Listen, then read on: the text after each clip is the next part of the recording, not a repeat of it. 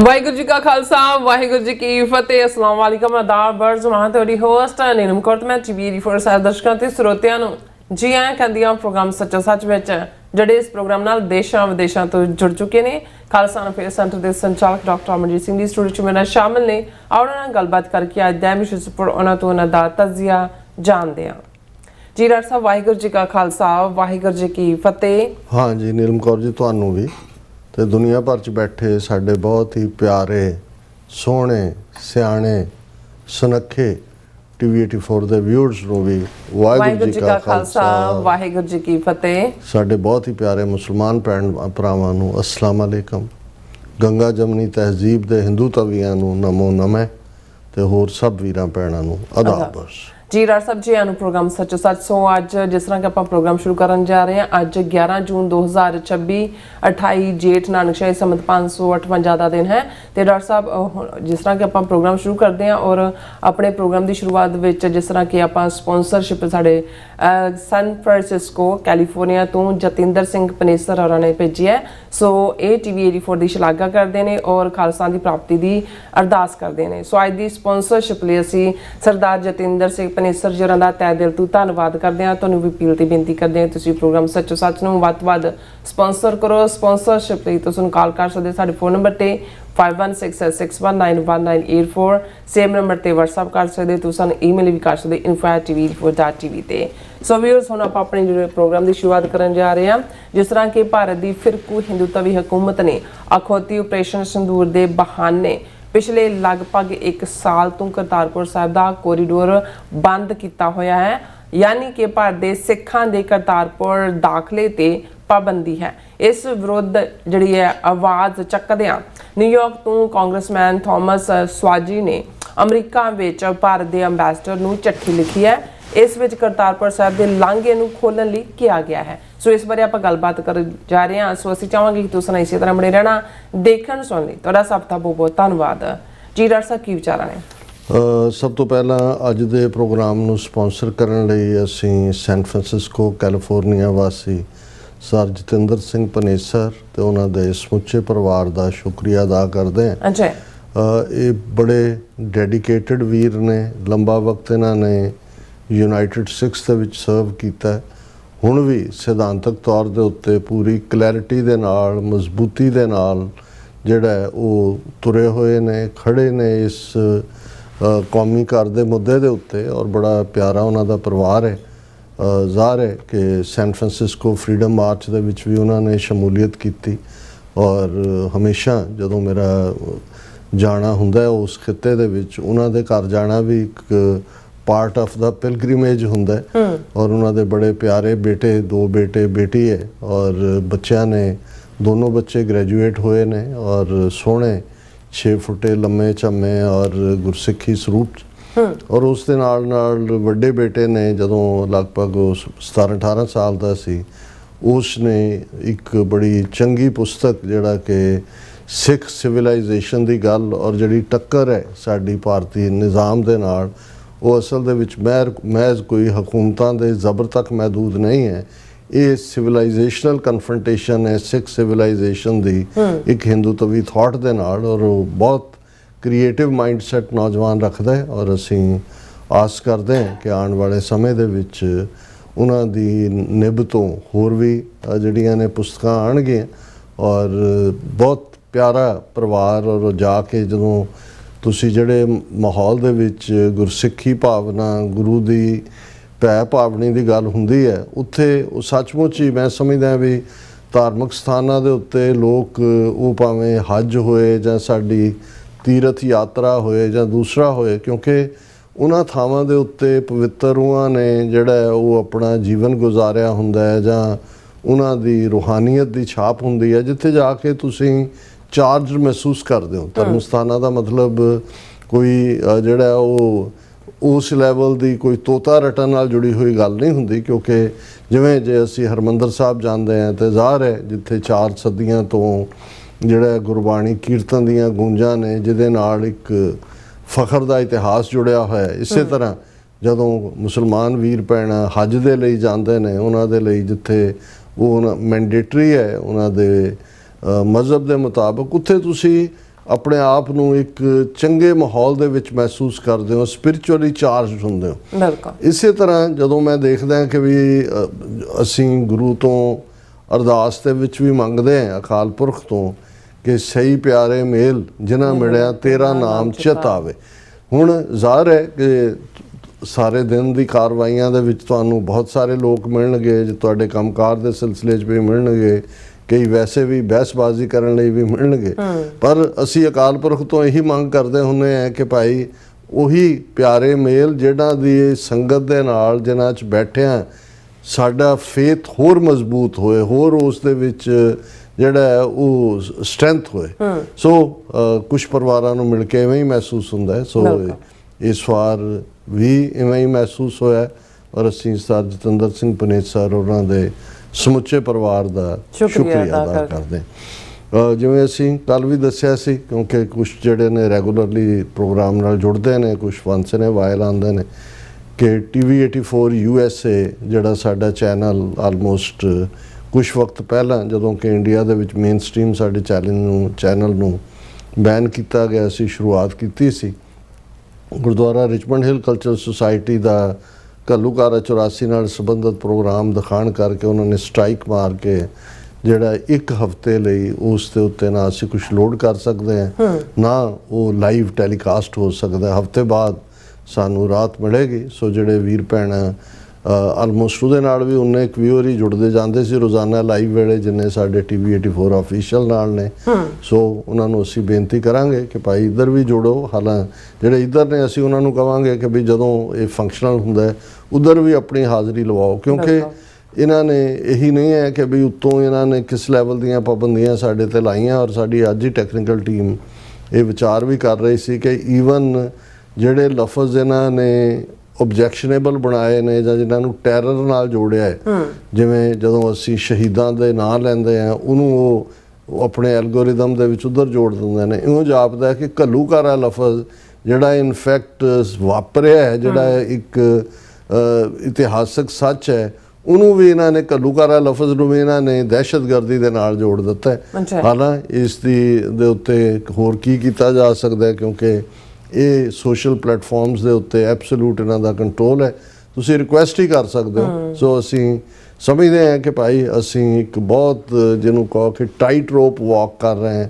ਜੇ ਅਸੀਂ ਸ਼ਹੀਦੀ ਸਮਾਗਮਾਂ ਦੀ ਕਵਰੇਜ ਨਾ ਕਰਾਂਗੇ ਤਾਂ ਫਿਰ ਸਾਡਾ ਮਕਸਦ ਵੀ ਮੋਸਟਲੀ ਕੀ ਰਹਿ ਜਾਂਦਾ, ਕਿਉਂਕਿ ਇਹ ਵੀ ਸਾਲ ਦੇ ਵਿੱਚ ਜਿਹੜੇ 3-4 ਖਾਸ ਓਕੇਜ਼ਨਸ ਨੇ, ਪਰ ਸਾਨੂੰ ਅਸੀਂ ਕੌਸ਼ੀਅਸ ਤਾਂ ਹੁੰਦੇ ਹਾਂ ਕਿ ਉਹਨਾਂ ਨੇ ਸਾਡੇ ਤੇ ਅੱਖ ਰੱਖੀ ਹੋਈ ਹੈ। ਔਰ ਅੱਜ ਹੀ UK ਤੋਂ ਵੀ ਸਾਡੇ ਵੀਰ ਸੰਧਾ ਵਾਲੀ ਉਹਨਾਂ ਦੀ ਕਾਲ ਵੀ ਸੀ, ਉਹਨਾਂ ਨੇ ਵੀ ਕੱਲ ਪ੍ਰੋਗਰਾਮ ਸੁਣਿਆ, ਸਗੋਂ ਪਰੇਸ਼ਾਨੀ ਦਾ ਇਜ਼ਹਾਰ ਕਰ ਰਹੇ ਸੀ ਕਿ ਵੀ ਮੈਂ ਕਿਹਾ ਜੀ ਦੇਖੋ ਅਸੀਂ ਟਾਈਟ ਰੋਪ ਵਾਕ ਕਰ ਰਹੇ ਹਾਂ ਜਿੰਨੀ ਕੁ ਦੇਰ ਹੈ, ਔਰ ਅਸੀਂ ਇਹ ਰਿਕਮੈਂਡ ਵੀ ਕਰਦੇ ਹਾਂ ਬਾਰ-ਬਾਰ ਕਿ ਤੁਸੀਂ ਜਿਹੜੀਆਂ ਐਪਸ ਨੇ ਸਾਡੀਆਂ, ਉਹ ਐਂਡਰੋਇਡ ਦੀ ਹੈ, ਐਪਲ ਦੀ ਹੈ, ਉਹਨਾਂ ਨੂੰ ਤੁਸੀਂ ਡਾਊਨਲੋਡ ਕਰੋ, ਕਿਉਂਕਿ ਉਹ ਹੀ ਅਲਟੀਮੇਟ ਗਾਰੰਟੀ ਹੈ। ਸਾਨੂੰ ਨਹੀਂ ਪਤਾ ਕਦੋਂ ਇਹਨਾਂ ਨੇ ਸਾਨੂੰ ਜਾਂ ਜਿਹੜੇ ਲੋਕਾਂ ਦੇ ਘਰਾਂ ਦੇ ਵਿੱਚ IP ਬਾਕਸ ਨੇ ਹੈ ਉਹਨਾਂ ਦੇ ਵਿੱਚ ਸਾਡਾ ਰੈਗੂਲਰਲੀ 24 ਆਵਰਸ ਹੁੰਦਾ ਹੈ।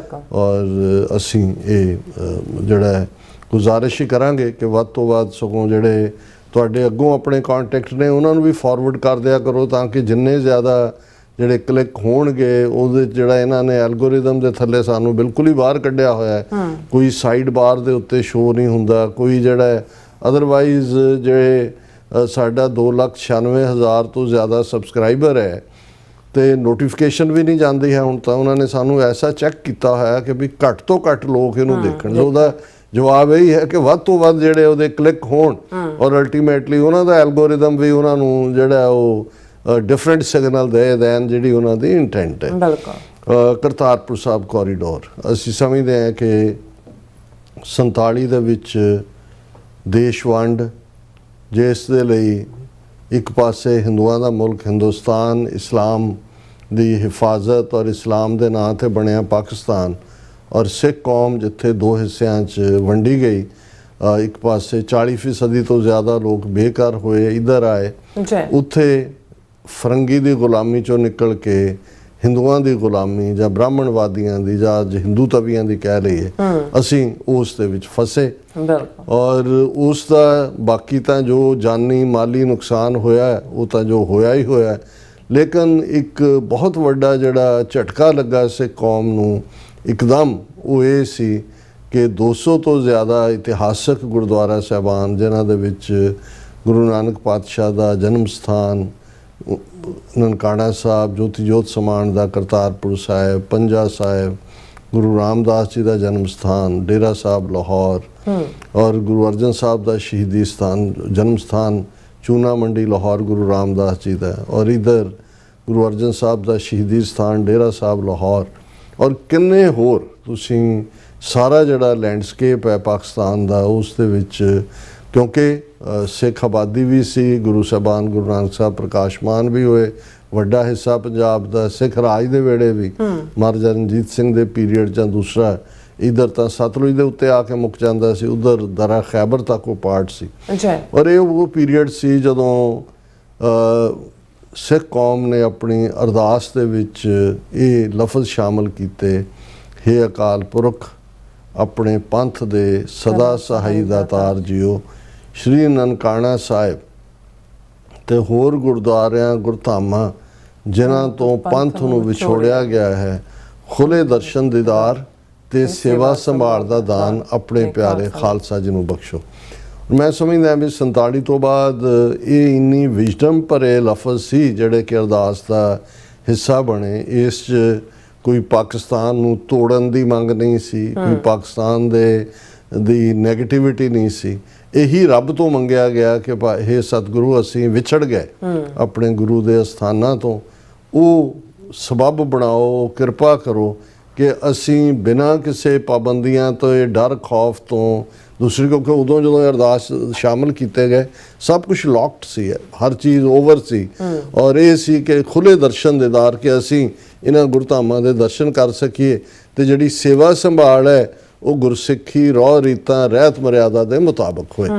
ਔਰ ਇਸ ਸਭ ਦੇ ਚੱਲਦਿਆਂ ਹੀ 1950 ਦੇ ਵਿੱਚ ਹੀ ਫਿਰ ਨਹਿਰੂ ਲਿਆਕਤ ਅਲੀ ਪੈਕਟ ਹੋਇਆ। ਲਿਆਕਤ ਅਲੀ ਕਾਇਦੇ ਆਜ਼ਮ ਮੁਹੰਮਦ ਅਲੀ ਜਿਨ੍ਹਾਂ ਤੋਂ ਬਾਅਦ ਜਿਹੜੇ ਨੇ ਉਹ ਵੱਡੇ ਲੀਡਰ ਪ੍ਰਾਈਮ ਮਿਨਿਸਟਰ ਬਣੇ, ਔਰ ਉਸ ਪੈਕਟ ਦੇ ਥੱਲੇ 4 ਮੌਕੇ ਜਿਹੜੇ ਨੇ ਸਾਲ ਦੇ ਵਿੱਚ ਇਹ ਫੈਸਲਾ ਹੋਇਆ ਕਿ ਉਹਦੇ 'ਚ ਸਿੱਖਾਂ ਦੇ ਜਥੇ ਜਿਹੜੇ ਨੇ ਉਹ ਪਾਕਿਸਤਾਨ ਆ ਲਿਮਿਟਿਡ, ਉਹਦੇ ਸ਼ਾਇਦ 4000 ਦੀ ਸਾਰੀ ਫਿਗਰ ਸੀ, 2000 ਗੁਰੂ ਨਾਨਕ ਸਾਹਿਬ ਦੇ ਪ੍ਰਕਾਸ਼ ਪੁਰਬ ਮੌਕੇ, 1000 ਦਾ ਜਥਾ ਖਾਲਸਾ ਸਾਜਨਾ ਦਿਵਸ ਵਿਸਾਖੀ ਦੇ ਮੌਕੇ, 500 ਦਾ ਜਥਾ ਗੁਰੂ ਅਰਜਨ ਸਾਹਿਬ ਦੇ ਸ਼ਹੀਦੀ ਦਿਨ ਦੇ ਮੌਕੇ ਤੇ 500 ਦਾ ਜਥਾ ਸ਼ੇਰੇ ਪੰਜਾਬ ਮਹਾਰਾਜਾ ਰਣਜੀਤ ਸਿੰਘ ਦੀ ਬਰਸੀ ਦੇ ਮੌਕੇ।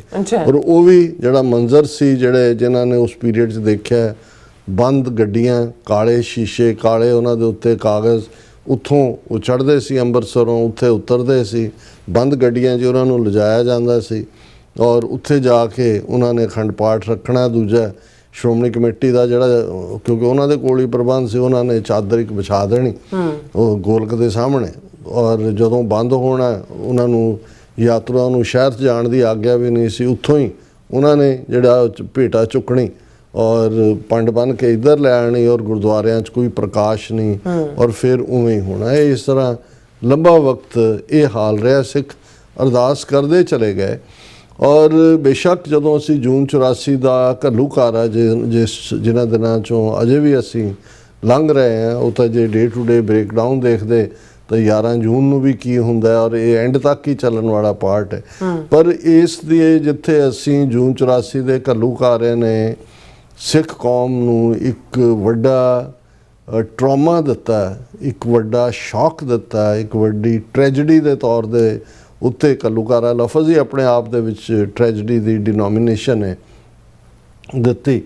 ਉੱਥੇ ਜੇ ਇਸ ਪੋਸਟ ਘੱਲੂਘਾਰਾ ਪ੍ਰਾਪਤੀਆਂ ਦੀ ਗੱਲ ਕਰੀਏ, ਜ਼ਾਹਰ ਹੈ ਅਸੀਂ ਅੱਜ 42 ਸਾਲ ਬਾਅਦ ਖਾਲਿਸਤਾਨ ਦੀ ਮੰਜ਼ਿਲ ਦੇ ਵੀ ਕਰੀਬ ਹੈ, ਸਾਡਾ ਰਾਜਸੀ ਨਿਸ਼ਾਨਾ ਵੀ, ਔਰ 5 ਸਦੀਆਂ ਦਾ ਵੈਰ ਲੈ ਕੇ ਜਿਹੜਾ ਬੈਠਾ ਦੁਸ਼ਮਣ ਸੀ ਉਹ ਦੁਸ਼ਮਣ ਵੀ ਐਕਸਪੋਜ਼ ਹੋਇਆ। ਪਰ ਇਸ ਸਾਰੇ ਨੇ ਸਿੱਖ ਨੇਸ਼ਨ ਦੇ ਪਾਕਿਸਤਾਨ ਸਟੇਟ ਦੇ ਨਾਲ ਜਿਹੜੀ ਰਿਲੇਸ਼ਨਸ਼ਿਪ ਸੀ ਉਹਨੂੰ ਵੀ ਰੀਡਿਫਾਈਨ ਕੀਤਾ, ਕਿਉਂਕਿ 47 ਦਾ ਦੌਰ ਵਹਿਸ਼ੀਪੁਣੇ ਦਾ ਦੌਰ ਦੋਨੋਂ ਪੰਜਾਬਾਂ ਦੇ ਵਿੱਚ ਅਸੀਂ ਅੱਗੇ ਵੱਧ ਕੇ ਇੱਕ ਦੂਜੇ ਦੇ ਗਾਟੇ ਲਾਏ ਉਸ ਧਰਤੀ ਦੇ ਉੱਤੇ। ਜਿਵੇਂ ਉਹਨੇ ਅੰਮ੍ਰਿਤਾ ਪ੍ਰੀਤਮ ਦੀ ਨਜ਼ਮ ਅੱਜ ਆਖਾਂ ਵਾਰਿਸ ਸ਼ਾਹ ਨੂੰ, ਉਸ ਦਾ ਇੱਕ ਅੱਖਰ ਇਹ ਟਰੂਥ ਬਿਆਨਦਾ ਹੈ ਕਿ ਕਿਵੇਂ ਇੱਕਦਮ ਉਹ ਜ਼ਹਿਰ ਫੈਲਿਆ, ਨਫ਼ਰਤ ਦਾ ਜ਼ਹਿਰ, ਜਿਹਨੇ ਨਾ ਕੋਈ ਸਬੰਧ ਦੇਖਿਆ, ਨਾ ਕੋਈ ਇੱਜ਼ਤ ਦੇਖੀ, ਨਾ ਕੋਈ ਤਹਿਜ਼ੀਬ ਦੇਖੀ, ਨਾ ਕੋਈ ਮਜ਼ਹਬੀ ਡਿਸਿਪਲਿਨ ਦੇਖਿਆ। ਔਰ ਉਹਨਾਂ ਜ਼ਮਾਨਿਆਂ ਦੇ ਵਿੱਚ ਅਜੇ ਕੋਈ ਫਾਇਰ ਆਰਮਸ ਬਹੁਤ ਜ਼ਿਆਦਾ ਨਹੀਂ ਸੀ, ਬੰਦੂਕਾਂ ਜਾਂ ਦੂਜੇ। ਜਿਹੜੀ ਕਟਾ ਵੱਡੀ ਵੀ ਹੋਈ ਉਹ ਬੜੀ ਬਰੂਟਲੀ ਹੋਈ, ਹਥਿਆਰਾਂ ਦੇ ਨਾਲ, ਤਲਵਾਰਾਂ ਨਾਲ, ਬਰਛਿਆਂ ਨਾਲ, ਉਹਨਾਂ ਨਾਲ, ਦਾਤੀਆਂ ਨਾਲ, ਇਸ ਲੈਵਲ ਦੀ ਨਫ਼ਰਤ। ਸੋ ਜ਼ਾਹਰ ਹੈ ਕਿ ਵੀ ਇਹ ਦੋਨੋਂ ਪਾਸਿਆਂ ਨੇ ਸਫ਼ਰ ਕੀਤਾ ਬਹੁਤ ਬੁਰੀ ਤਰ੍ਹਾਂ। ਦੇ ਆਜ਼ਾਦੀ ਦਾ ਜਾਂ ਦੇਸ਼ ਵੰਡ ਦਾ ਮਤਲਬ ਹੀ ਅਸਲ 'ਚ ਪੰਜਾਬ ਦੀ ਵੰਡ ਸੀ। ਦੋਨੋਂ, ਜੇ ਬੰਗਾਲ ਦੀ ਵੰਡ ਦੀ ਗੱਲ ਵੀ ਕਰੀਏ ਤੇ ਬੰਗਾਲ 'ਚ ਤਾਂ ਫਿਰ ਵੀ ਅੱਜ ਵੀ millions and millions of Hindus ਬੈਠੇ ਨੇ। ਇਧਰਲੇ ਵੈਸਟ ਬੰਗਾਲ ਦੇ ਵਿੱਚ 34-35% ਪਾਪੂਲੇਸ਼ਨ ਮੁਸਲਮਾਨਾਂ ਦੀ ਹੈ, ਵੱਡਾ ਟੁੱਕੀ ਹੋਈ। ਪਰ ਪੰਜਾਬ ਦੇ ਵਿੱਚ ਤਾਂ ਅਸੀਂ ਐਥਨਿਕਲੀ ਕਲੀਨਜ਼ਿੰਗ ਕਰ ਦਿੱਤੀ ਸਾਰਾ, ਉਧਰੋਂ ਕੋਈ ਵੀ ਸਿੱਖ ਨਹੀਂ ਰਹਿਣ ਦਿੱਤਾ, ਸਿੱਖ ਜਾਂ ਹਿੰਦੂ। ਇਧਰ ਇੱਕ ਮਲੇਰਕੋਟਲੇ ਨੂੰ ਛੱਡ ਕੇ ਜਿਹੜਾ ਹੈ ਉਹ ਬਿਲਕੁਲ ਉਸ ਕਿਸਮ ਦਾ ਹੋਇਆ। ਸੋ ਇੰਨੀ ਨਫ਼ਰਤ ਦਾ ਜਿਹੜਾ ਮਾਹੌਲ ਸੀ, ਜਿਹਦੇ 'ਚ ਕਿ 47 ਦੌਰ ਦੇ ਵਿੱਚ ਸਾਡੀ ਲੀਡਰਸ਼ਿਪ ਕਿਤੇ ਨਾ ਕਿਤੇ ਕਾਂਗਰਸੀ ਹਿੰਦੂਆਂ ਦੇ ਢਹਿ ਚੜ੍ਹੀ ਹੋਈ ਸੀ। 37 ਸਾਲ ਬਾਅਦ ਜਦੋਂ ਸਾਨੂੰ ਜੋਲਟ 5 ਸਦੀਆਂ ਦਾ ਵੈਰ ਇਹਨਾਂ ਨੇ ਦਿੱਤਾ, ਤੇ ਸਾਡੇ ਮਨਾਂ 'ਚ ਵੀ ਇੱਕ ਜਿਹਨੂੰ ਇਹ ਰੀਅਲਾਈਨਮੈਂਟ ਦੀ ਲਾਈਨ ਵੀ, ਔਰ ਉਸ ਝਟਕੇ ਨੇ ਸਾਨੂੰ ਸੋਚਣ 'ਤੇ ਮਜਬੂਰ ਕੀਤਾ ਕਿ ਭਾਈ ਇਹ ਦੋਸਤ ਤੇ ਦੁਸ਼ਮਣ ਕੌਣ ਹੈ। ਇਹ ਠੀਕ ਹੈ ਕਿ ਪਾਕਿਸਤਾਨ ਉਸ ਵੇਲੇ ਵੀ ਜ਼ਿਆਉਲ ਹੱਕ ਜਿਹੜੇ ਨੇ ਉਹ ਮੇਨ ਕਰਤੇ ਧਰਤੇ ਸੀ, ਫੌਜੀ ਕਮਾਂਡਰ ਵੀ ਔਰ ਪ੍ਰੈਜ਼ੀਡੈਂਟ ਵੀ, ਔਰ ਹਜ਼ਾਰਾਂ ਨੌਜਵਾਨ ਜਿਹੜੇ ਨੇ ਉਹ ਬਾਰਡਰ ਕ੍ਰਾਸ ਕਰਕੇ ਦੂਸਰੇ ਪਾਸੇ ਗਏ, ਕੁਝ ਸਾਂਭੇ ਗਏ, ਕੁਝ ਨਹੀਂ ਸਾਂਭੇ ਗਏ। ਉਹਨਾਂ ਨੂੰ ਵੀ ਸਿੱਖ ਫੈਕਟਰ ਦੀ ਪੋਲੀਟੀਕਲ ਅਹਿਮੀਅਤ ਦਾ ਜੇ ਅਹਿਸਾਸ ਨਹੀਂ ਸੀ। ਜਦੋਂ ਤੱਕ ਇਹ ਹੋਇਆ ਉਦੋਂ ਤੱਕ ਥੋੜਾ ਲੇਟ ਹੋ ਚੁੱਕਾ ਸੀ। ਪਰ ਕੁੱਲ ਮਿਲਾ ਕੇ ਪੋਸਟ 84 ਸਿੰਘਾਂ ਦਾ ਉੱਥੇ ਜਾਣਾ, ਉਸ ਨੇ ਇੱਕ ਨਵੀਂ ਰਿਲੇਸ਼ਨਸ਼ਿਪ ਡਿਫਾਈਨ ਕਰਨੀ ਸ਼ੁਰੂ ਕੀਤੀ। ਗੁੱਡਵਿਲ, ਈਵਨ ਜਿਹੜੇ ਪਾਕਿਸਤਾਨੀ ਪੰਜਾਬ ਦੇ ਵਿੱਚ ਤਾਂ ਸਿੱਖ ਬਚੇ ਹੀ ਨਹੀਂ ਸੀ, ਜਿਹੜੇ ਆਏ ਵੀ ਬਾਅਦ ਦੇ ਵਿੱਚ, ਹੁਣ ਵੀ ਜਿਹੜੇ ਨਨਕਾਣਾ ਸਾਹਿਬ 'ਚ ਨੇ, ਇਹ ਬਹੁਤੇ ਪਸ਼ਤੂ ਬੋਲਣ ਵਾਲੇ ਪਠਾਨ ਸਿੱਖ ਨੇ, ਜਿਹੜੇ ਪਿਸ਼ਾਵਰ ਤੋਂ ਨਾਰਥ ਔਰਕਜ਼ਾਈ, ਨਾਰਥ ਵਜ਼ੀਰਸਤਾਨ, ਸਾਊਥ ਵਜ਼ੀਰਸਤਾਨ, ਔਰਕਜ਼ਾਈ, ਖੈਬਰ, ਇਹਨਾਂ ਸਾਰਿਆਂ, ਬਜੌੜ, ਇਹਨਾਂ ਸਾਰਿਆਂ ਥਾਵਾਂ ਤੋਂ ਆਏ, ਜਦੋਂ ਕਿ ਉੱਥੇ ਤਾਲਿਬਾਨ ਔਰ ਦੂਸਰਿਆਂ ਦੀ ਹਕੂਮਤਾਂ, ਉਹਨਾਂ ਦੀ ਪਰੇਸ਼ਾਨੀ ਹੋਈ। ਲੇਕਿਨ ਉਦੋਂ ਉਹਨਾਂ ਸਿੱਖਾਂ ਦੀ ਵੀ ਕੋਈ ਵਕਤ ਨਹੀਂ ਸੀ, ਕੋਈ ਪੁੱਛਦਾ ਨਹੀਂ ਸੀ, ਰਾਦਰ ਮੰਦਹਾਲੀ ਸੀ। ਸੋ ਇਹਦੇ 'ਚ ਦੋਨੋਂ ਹੀ ਤਰ੍ਹਾਂ ਹੋਇਆ। ਇੱਕ ਪਾਸੇ ਸਿੱਖ ਫੈਕਟਰ ਦੀ ਅਹਿਮੀਅਤ ਪਾਕਿਸਤਾਨ ਦੇ ਨੀਤੀ ਘਾੜਿਆਂ ਨੂੰ ਵੀ ਸਮਝ ਆਈ, ਉਹਦੇ ਥੱਲੇ ਸਿੱਖਾਂ ਦਾ ਰਿਸਪੈਕਟ ਬਣਿਆ। ਪਾਕਿਸਤਾਨੀ ਸਿੱਖਾਂ ਦੇ ਬੱਚੇ 20 ਸਕੂਲਾਂ 'ਚ ਉਹਨਾਂ ਨੂੰ ਐਡਮਿਸ਼ਨ ਮਿਲਣ ਲੱਗੀ। ਦੂਸਰਾ ਗੁਰਦੁਆਰਾ ਸਾਹਿਬਾਨ ਦੀ ਸਾਂਭ ਸੰਭਾਲ ਦੇ ਵੱਲ ਗੱਲ ਤੁਰੀ, ਪ੍ਰਕਾਸ਼ ਹੋਣ ਲੱਗਿਆ ਬਾਹਰੋਂ, ਕਿਉਂਕਿ ਡਾਇਸਪੋਰਾ ਸਿੱਖਾਂ ਦਾ ਵੀ ਜਾਣਾ ਸ਼ੁਰੂ ਹੋਇਆ। ਇੰਡੀਅਨ ਸਿੱਖ ਤਾਂ ਜਿਹੜੇ ਨੇ ਉਹ ਡਿਫਰੈਂਟ ਤਰੀਕੇ ਨਾਲ ਹੀ ਉੱਥੇ ਜਾ ਸਕਦੇ ਸੀ। ਇਸ ਸਾਰੇ ਦੇ ਹੀ ਚੱਲਦੇ ਆ ਇਹ ਰਿਲੇਸ਼ਨਸ਼ਿਪ ਗੁੱਡਵਿਲ 'ਚ ਆਈ। 1998 ਤੱਕ ਪਹੁੰਚਦੇ ਆ, ਪਾਕਿਸਤਾਨ ਦੀ ਹਕੂਮਤ ਨੇ, ਉਹਨਾਂ ਦੀ ਐਸਟੈਬਲਿਸ਼ਮੈਂਟ ਨੇ ਫੈਸਲਾ ਕੀਤਾ ਕਿ ਪਾਕਿਸਤਾਨ ਦੇ ਗੁਰਦੁਆਰਿਆਂ ਦੀ ਸਾਂਭ ਸੰਭਾਲ ਲਈ ਗੁਰਦੁਆਰਾ ਕਮੇਟੀ, ਪਾਕਿਸਤਾਨ ਸਿੱਖ ਗੁਰਦੁਆਰਾ ਪ੍ਰਬੰਧਕ ਕਮੇਟੀ 1998 ਦੇ ਵਿੱਚ ਹੋਂਦ ਦੇ ਵਿੱਚ ਆਂਦੀ ਹੈ। ਔਰ ਅੱਜ ਉਹ ਇੱਕ ਫੁੱਲ, ਹਾਲਾਂਕਿ ਸ਼੍ਰੋਮਣੀ ਕਮੇਟੀ ਨੂੰ ਲੱਗਾ ਜੀ ਪਤਾ ਨਹੀਂ ਗੋਲਕ ਸਾਡੀ ਖੋਹ ਲਈ ਹੈ, ਉਹਨਾਂ ਨੇ ਕਾਫੀ ਦੇਰ ਰੈਕਗਨਾਈਜ਼ ਨਹੀਂ ਕੀਤਾ, ਜਥੇ ਨਹੀਂ ਪਏ, ਇਵੈਂਚੁਅਲੀ ਇਹ ਹੋਇਆ। ਪਰ ਇਸ ਸਾਰੇ ਦੇ ਵਿੱਚ ਜੇ ਇਹ ਕਹਿਣਾ ਹੋਏ ਵੀ ਸਭ ਤੋਂ ਵੱਡਾ ਉਹ ਇਹਦੇ ਨਾਲ ਉਹ ਗੁਰਦੁਆਰਿਆਂ ਦੀ ਸਾਂਭ ਸੰਭਾਲ ਸ਼ੁਰੂ ਹੋਈ, ਸੇਵਾ ਸ਼ੁਰੂ ਹੋਈ, ਆਣਾ ਜਾਣਾ ਸ਼ੁਰੂ ਹੋਇਆ। ਪਰ 5 ਅਗਸਤ 2019 ਦੀ ਉਹ ਅਹਿਮੀਅਤ ਹੈ ਜਿਹੜੀ ਮੈਂ ਸਮਝਦਾ ਜਿਸ ਨੂੰ ਅਸੀਂ ਕ੍ਰਿਸ਼ਮੇ ਦੀ ਕੈਟਾਗਰੀ 'ਚ ਕਵਾਂਗੇ। ਕਦੇ ਇਹ ਸੋਚਿਆ ਵੀ ਨਹੀਂ ਸੀ ਜਾ ਸਕਦਾ ਕਿ ਭਾਰਤ ਔਰ ਪਾਕਿਸਤਾਨ ਨੇ ਤਾਂ ਗੁੱਡਵਿਲ ਜੋ ਕਰਤਾਰਪੁਰ ਸਾਹਿਬ 'ਚ ਡਿਵੈਲਪ ਕੀਤਾ ਉਹ ਓਵਰਨਾਈਟ ਨਹੀਂ ਹੋਇਆ, ਜਿਵੇਂ ਕੁਝ ਕਹਿਣਗੇ ਕਿ ਜੀ ਜਿਵੇਂ ਇਮਰਾਨ ਖਾਨ ਜਾਂ ਉਹਨਾਂ ਦੀ। ਇਹ ਠੀਕ ਹੈ ਕਿ ਉਹਨਾਂ ਨੇ ਇੱਕ ਗੁੱਡਵਿਲ ਦਿਖਾਈ, ਉਹ ਪ੍ਰਾਈਮ ਮਿਨਿਸਟਰ ਸਨ ਜਦੋਂ ਕਿ 9 ਨਵੰਬਰ 2019 ਨੂੰ 550 ਸਾਲਾ ਗੁਰੂ ਨਾਨਕ ਸਾਹਿਬ ਦੇ ਪ੍ਰਕਾਸ਼ ਪੁਰਬ ਦੇ ਮੌਕੇ ਜਿਹੜਾ ਉਹ ਕਰਤਾਰਪੁਰ ਸਾਹਿਬ ਕੋਰੀਡੋਰ ਖੋਲ੍ਹਿਆ ਗਿਆ। ਲੇਕਿਨ ਉਹਦੇ ਲਈ ਜ਼ਮੀਨ ਐਕਵਾਇਰ ਉਸ ਦੇ ਲਈ ਉਹ ਤੋਂ ਪਿਛਲੇ 20 ਸਾਲ ਤੋਂ ਜਿਹੜਾ 1999 ਤੋਂ ਬਾਅਦ ਇਹ ਪ੍ਰੋਜੈਕਟ ਬਣ ਗਿਆ ਸੀ ਕਿ ਕਰਨਾ ਹੈ। ਲੇਕਿਨ ਇਹਦੇ ਬਾਵਜੂਦ ਕਿ 5 ਅਗਸਤ 2019 ਨੂੰ ਇੰਡੀਅਨ ਗਵਰਨਮੈਂਟ ਨੇ ਕਸ਼ਮੀਰ ਦਾ ਰੁਤਬਾ ਖਤਮ ਕੀਤਾ, ਉਹਨੂੰ ਯੂਨੀਅਨ ਟੈਰੀਟਰੀ ਬਣਾਇਆ, ਇੰਨੀਆਂ ਰੁਕਾਵਟਾਂ ਪੈਦਾ ਕੀਤੀਆਂ, ਉਸ ਤੋਂ ਪਹਿਲਾਂ ਜਿਹੜਾ ਉਹ ਹੋਰ ਪ੍ਰੋਵੋਕੇਸ਼ਨ ਰਹੀ। ਲੇਕਿਨ ਇਹ ਕ੍ਰਿਸ਼ਮਾ ਸੀ ਗੁਰੂ ਨਾਨਕ ਪਾਤਸ਼ਾਹ ਦਾ ਕਿ ਜਿਹੜਾ 9 ਨਵੰਬਰ 2019 ਨੂੰ ਕਰਤਾਰਪੁਰ ਸਾਹਿਬ ਦਾ ਲਾਂਘਾ ਖੁੱਲਿਆ।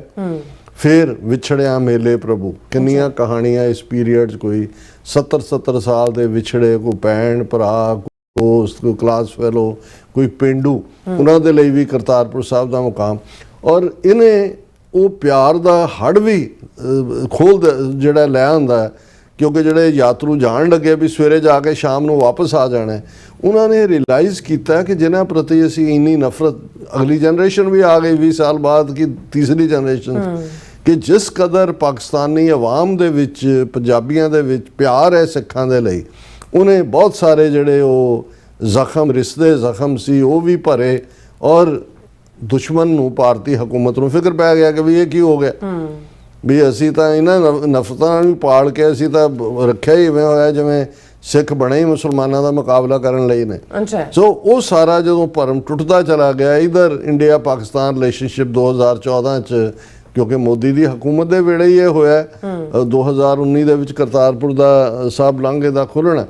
ਪਰ 1919 ਤੋਂ ਜਿਹੜਾ 2019 ਤੋਂ 2026 ਤੱਕ ਪਹੁੰਚਦਾ ਅਸੀਂ ਦੇਖਦੇ ਹਾਂ ਕਿ ਕਿਵੇਂ ਜਿਹੜਾ 2024 ਦੇ ਵਿੱਚ ਆਪਣਾ ਪੋਲੀਟੀਕਲੀ ਜਦੋਂ ਕਿ ਅਨਪੋਪੂਲਰ ਹੋ ਰਿਹਾ ਸੀ ਮੋਦੀ, ਔਰ ਕੋਈ ਵੋਟਾਂ ਦਾ ਜਿਹੜਾ ਉਹ ਨਹੀਂ ਸੀ ਚਾਂਸ, 2019 ਦੇ ਵਿੱਚ ਹੀ ਇਸ ਨਵੰਬਰ ਤੋਂ ਬਾਅਦ ਫਿਰ ਬਾਲਾਕੋਟ ਸਟ੍ਰਾਈਕ ਤੇ ਫਲਾਣਾ ਟਿਮਕਾ ਉਹ ਹੋਇਆ।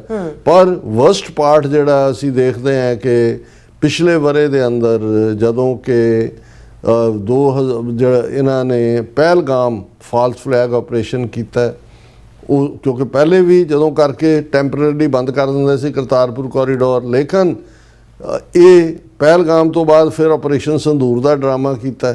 ਹੁਣ ਉਸ ਤੋਂ ਬਾਅਦ ਇੰਡੀਆ ਪਾਕਿਸਤਾਨ ਨੇ ਕ੍ਰਿਕਟ ਵੀ ਖੇਡਿਆ, ਇੰਟਰਨੈਸ਼ਨਲ ਫੋਰਮ ਤੇ ਵੀ ਮਿਲਦੇ ਨੇ, ਬਾਕੀ ਵਪਾਰ ਵੀ ਜਿਹੜਾ ਕਰਾਚੀ ਰਾਹੀਂ, ਕਰਾਚੀ ਬੰਬੇ ਚੱਲ ਰਿਹਾ ਜਾਂ ਦੂਜੇ, ਇਧਰ ਜਿਹੜਾ ਇਹਨਾਂ ਨੇ ਕਰਤਾਰਪੁਰ ਸਾਹਿਬ ਕੋਰੀਡੋਰ ਬੰਦ ਕਰਤਾ। ਹੁਣ ਕਿਉਂਕਿ ਜਿਹੜੀ ਅਸਲੀ ਗੱਲ ਜਾਂ ਅਸਲੀ ਤਕਲੀਫ ਕਿ ਜਿਹੜੀ ਗੁੱਡਵਿਲ ਦੋਨਾਂ ਕੌਮਾਂ ਦੇ ਵਿੱਚ ਪੈਦਾ ਹੋ ਰਹੀ ਸੀ, ਉਹ ਬਿਲਕੁਲ ਉਹਨਾਂ ਨੂੰ ਲੱਗਾ ਵੀ ਇਹ ਤਾਂ ਸਾਡੇ ਏਜੰਡੇ ਦੇ ਹੀ ਬਿਲਕੁਲ ਉਲਟ ਜਾ ਰਿਹਾ।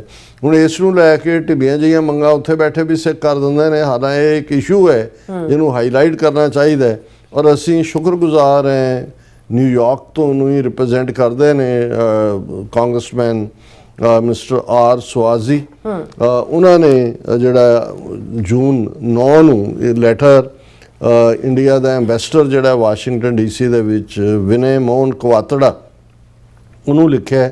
ਉਸ ਦੀ ਕਾਪੀ ਮੈਨੂੰ ਅੱਜ ਹੀ ਮਿਲੀ ਹੈ, ਔਰ ਉਸ ਦੇ ਵਿੱਚ ਉਹਨਾਂ ਨੇ, ਔਰ ਇਹ ਬੜੇ ਪਾਵਰਫੁਲ ਕਾਂਗਰਸਮੈਨ ਨੇ ਸਵਾਜ਼ੀ, ਇਹ ਖੁਦ ਵੀ ਜਦੋਂ ਪਾਕਿਸਤਾਨ ਦੇ ਦੌਰੇ ਤੇ ਗਏ, ਇਹ ਪਾਕਿਸਤਾਨ ਕਾਕਸ ਵੀ ਨੇ, ਇੰਡੀਆ ਕਾਕਸ ਦਾ ਵੀ ਹਿੱਸਾ ਨੇ, ਖੁਦ ਇਹਨਾਂ ਨੇ ਕਰਤਾਰਪੁਰ ਸਾਹਿਬ ਗੁਰਦੁਆਰਾ ਸਾਹਿਬ ਵਿਜ਼ਿਟ ਕੀ। ਕੋਰੀਡੋਰ ਜਦੋਂ ਅਸੀਂ ਕਹਿੰਦੇ ਉਹ ਲੰਘ ਹੈ, ਅਸਲ ਦੇ ਵਿੱਚ ਤਾਂ ਦਰਬਾਰ ਸਾਹਿਬ ਕਰਤਾਰਪੁਰ ਹੈ, ਜਿੱਥੇ ਗੁਰੂ ਨਾਨਕ ਪਾਤਸ਼ਾਹ ਨੇ ਆਪਣੇ ਜੀਵਨ ਦੇ 18 ਸਾਲ ਅਖੀਰਲੇ ਵੀ ਗੁਜ਼ਾਰੇ ਔਰ ਉੱਥੇ ਜੋਤੀ ਜੋਤ ਸਮਾਏ।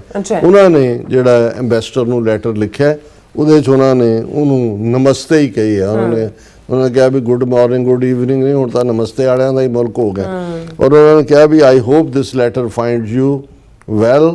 I write to respectfully encourage your government to take step towards reopening the Kartarpur corridor. ਕਿ ਭਾਈ ਖੋਲੋ ਕਰਤਾਰਪੁਰ ਕੋਰੀਡੋਰ ਨੂੰ, ਅਸੀਂ ਬੰਦ ਕਿਉਂ ਕੀਤਾ ਹੋਇਆ।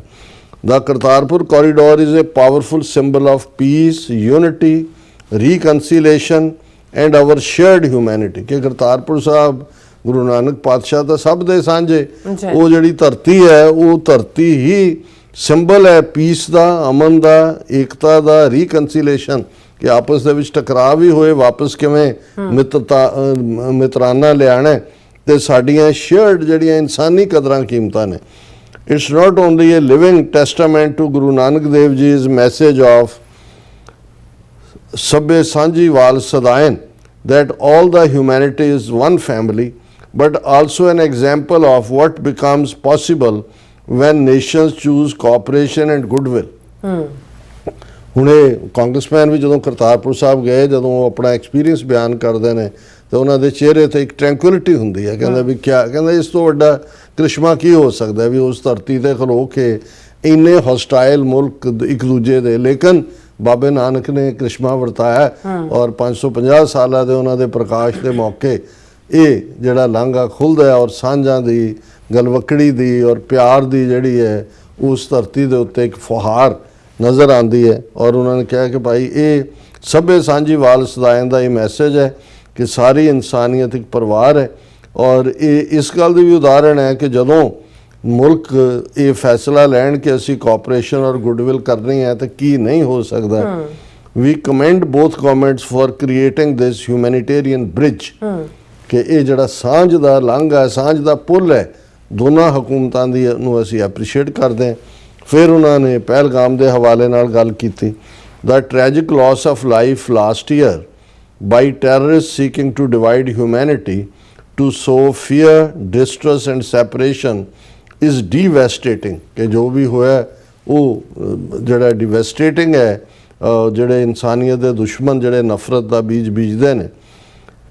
Closing the Kartarpur corridor even if temporarily inadvertently advances their mission, ਕਿ ਜਿਹੜਾ ਤੁਸੀਂ ਭਾਵੇਂ ਟੈਂਪਰੇਰੀ ਤੌਰ ਤੇ ਵੀ ਕਰਤਾਰਪੁਰ ਕੋਰੀਡੋਰ ਬੰਦ ਕੀਤਾ ਜਾਂ ਕਰਦੇ ਹੋ, ਇਹ ਤਾਂ ਤੁਸੀਂ ਫਿਰ ਦਹਿਸ਼ਤਗਰਦਾਂ ਦੇ ਮਿਸ਼ਨ ਨੂੰ ਹੀ ਅੱਗੇ ਤੋਰ ਰਹੇ ਹੋ, ਜਿਹੜੇ ਚਾਹੁੰਦੇ ਨੇ ਕਿ ਸਾਂਝਾ ਵਣ, ਕਿ ਵੀ ਇਹ ਆਪਣੇ ਆਪ ਦੇ ਵਿੱਚ ਤੁਸੀਂ ਉਹਨਾਂ ਦੇ ਏਜੰਡੇ ਦੇ ਕੰਮ ਕਰ ਰਹੇ ਹੋ ਜਿਹੜੇ ਇਹਨਾਂ ਸਾਂਝਾਂ ਨੂੰ ਨਹੀਂ ਚਾਹੁੰਦੇ।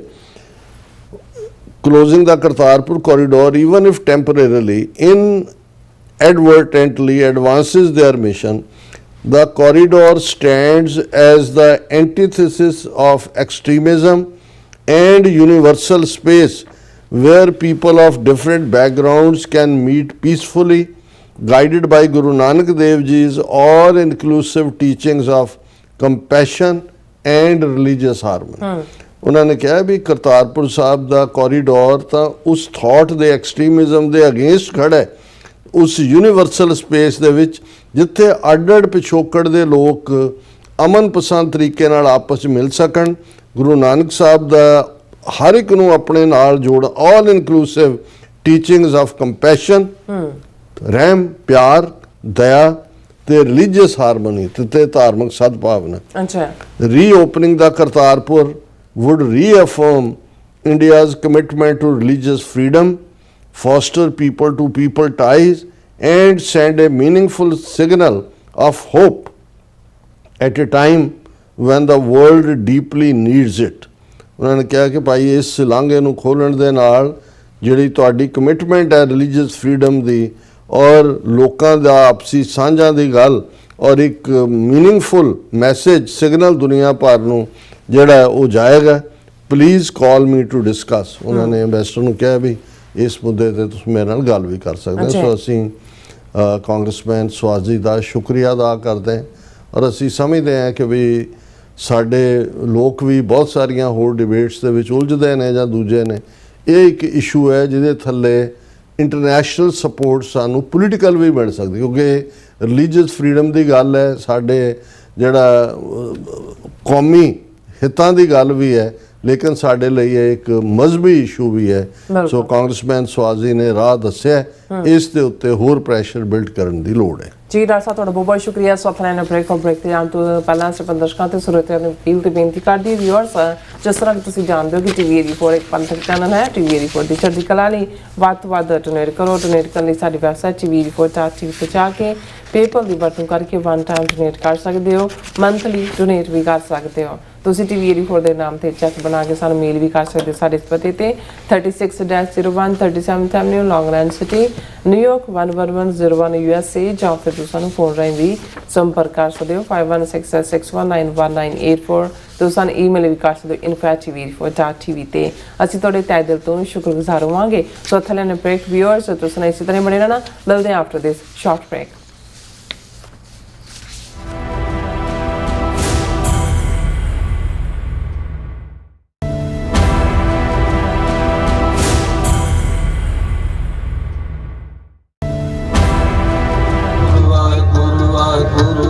Guru ਕਾ ਖਾਲਸਾ ਵਾਹਿਗੁਰੂ ਜੀ ਕੀ ਫਤਿਹ। ਧਰਨ ਗਗਨ ਨਵਖੰਡ ਮੈਂ ਜੋਤ ਸਵਰੂਪੀ ਰਹਿਓ ਭਰ, ਭਨ ਮਥੁਰਾ ਕਛ ਭੇਦ ਨਹੀਂ ਗੁਰ ਅਰਜਨ ਪ੍ਰਤੱਖ ਹਰ। ਗੁਰਬਾਣੀ ਕੁਰਬਾਨੀ ਤੇ ਮਿਹਰਬਾਨੀ ਦੇ ਪੁੰਜ ਭਾਣੇ ਦੀ ਬੂਰਤ, ਧੰਨ ਧੰਨ ਧੰਨ ਸਾਹਿਬ ਸ੍ਰੀ ਗੁਰੂ ਅਰਜਨ ਦੇਵ ਸੱਚੇ ਪਾਤਸ਼ਾਹ ਜੀ।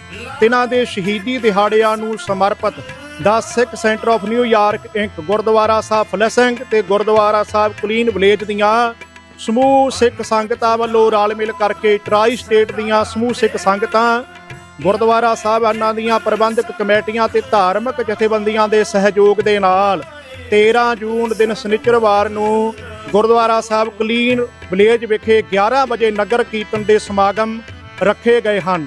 ਸੋ ਸਮੂਹ ਸੰਗਤਾਂ ਦੇ ਚਰਨਾਂ 'ਚ ਬੇਨਤੀ ਹੈ ਕਿ ਇਹਨਾਂ ਸਮਾਗਮਾਂ ਦੇ ਅੰਦਰ ਸਮੇਂ ਅਨੁਸਾਰ ਹਾਜ਼ਰੀਆਂ ਭਰਨ ਦੀ ਕਿਰਪਾਲਤਾ ਕਰਨੀ ਜੀ।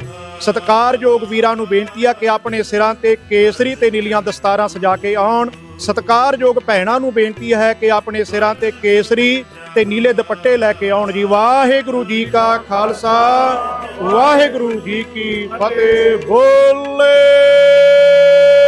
ਸੋ ਨਿਹਾਲ।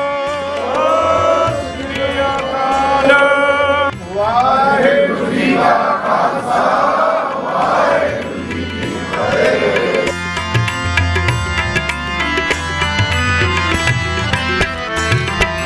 ਪੰਥਕ ਅਤੇ ਸਮਰਪਿਤ ਪੰਥਕ ਸੇਵਾਦਾਰ ਡਾਕਟਰ ਰਣਜੀਤ ਸਿੰਘ ਜੀ ਦੀ ਮਿੱਠੀ ਯਾਦ ਵਿੱਚ ਗੁਰਦੁਆਰਾ ਸਿੰਘ ਸਭਾ ਡਾਲਸ ਟੈਕਸਸ ਵਿਖੇ ਵਿਸ਼ੇਸ਼ ਸਮਾਗਮ ਕਰਵਾਇਆ ਜਾ ਰਿਹਾ ਹੈ। 12 ਜੂਨ ਨੂੰ ਸ਼੍ਰੀ ਅਖੰਡ ਪਾਠ ਸਾਹਿਬ ਆਰੰਭ ਹੋਣਗੇ ਅਤੇ 14 ਜੂਨ ਨੂੰ ਸ਼੍ਰੀ ਅਖੰਡ ਪਾਠ ਸਾਹਿਬ ਦੇ ਭੋਗ ਪਾਏ ਜਾਣਗੇ। ਇਸ ਮੌਕੇ ਤੇ ਖਾਲਿਸਤਾਨ ਅਫੇਅਰ ਸੈਂਟਰ ਦੇ ਡਾਇਰੈਕਟਰ ਡਾਕਟਰ ਅਮਰਜੀਤ ਸਿੰਘ ਸੰਗਤਾਂ ਨਾਲ ਵਿਚਾਰ ਸਾਂਝੇ ਕਰਨਗੇ, ਜਿਸ ਦਾ ਸਿੱਧਾ ਪ੍ਰਸਾਰ ਟੀਵੀ 84 ਰਾਹੀਂ ਕੀਤਾ ਜਾਵੇਗਾ। ਆਓ ਆਪਣੇ ਸ਼ਹੀਦਾਂ ਨੂੰ ਯਾਦ ਕਰੀਏ, ਇਤਿਹਾਸ ਨੂੰ ਸਮਝੀਏ ਅਤੇ ਆਉਣ ਵਾਲੀਆਂ ਪੀੜ੍ਹੀਆਂ ਤੱਕ ਸੱਚਾਈ ਪਹੁੰਚਾਉਣ ਦਾ ਸੰਕਲਪ ਕਰੀਏ ਜੀ। ਵਧੇਰੇ ਜਾਣਕਾਰੀ ਲਈ ਸੰਪਰਕ ਕਰੋ ਗੋਵਿੰਦਰ ਸਿੰਘ 2692099409 ਜਾਂ ਫਿਰ ਸੁਰਿੰਦਰ ਸਿੰਘ ਗਿੱਲ 1214282232 ਤੇ। ਧੰਨਵਾਦ ਜੀ।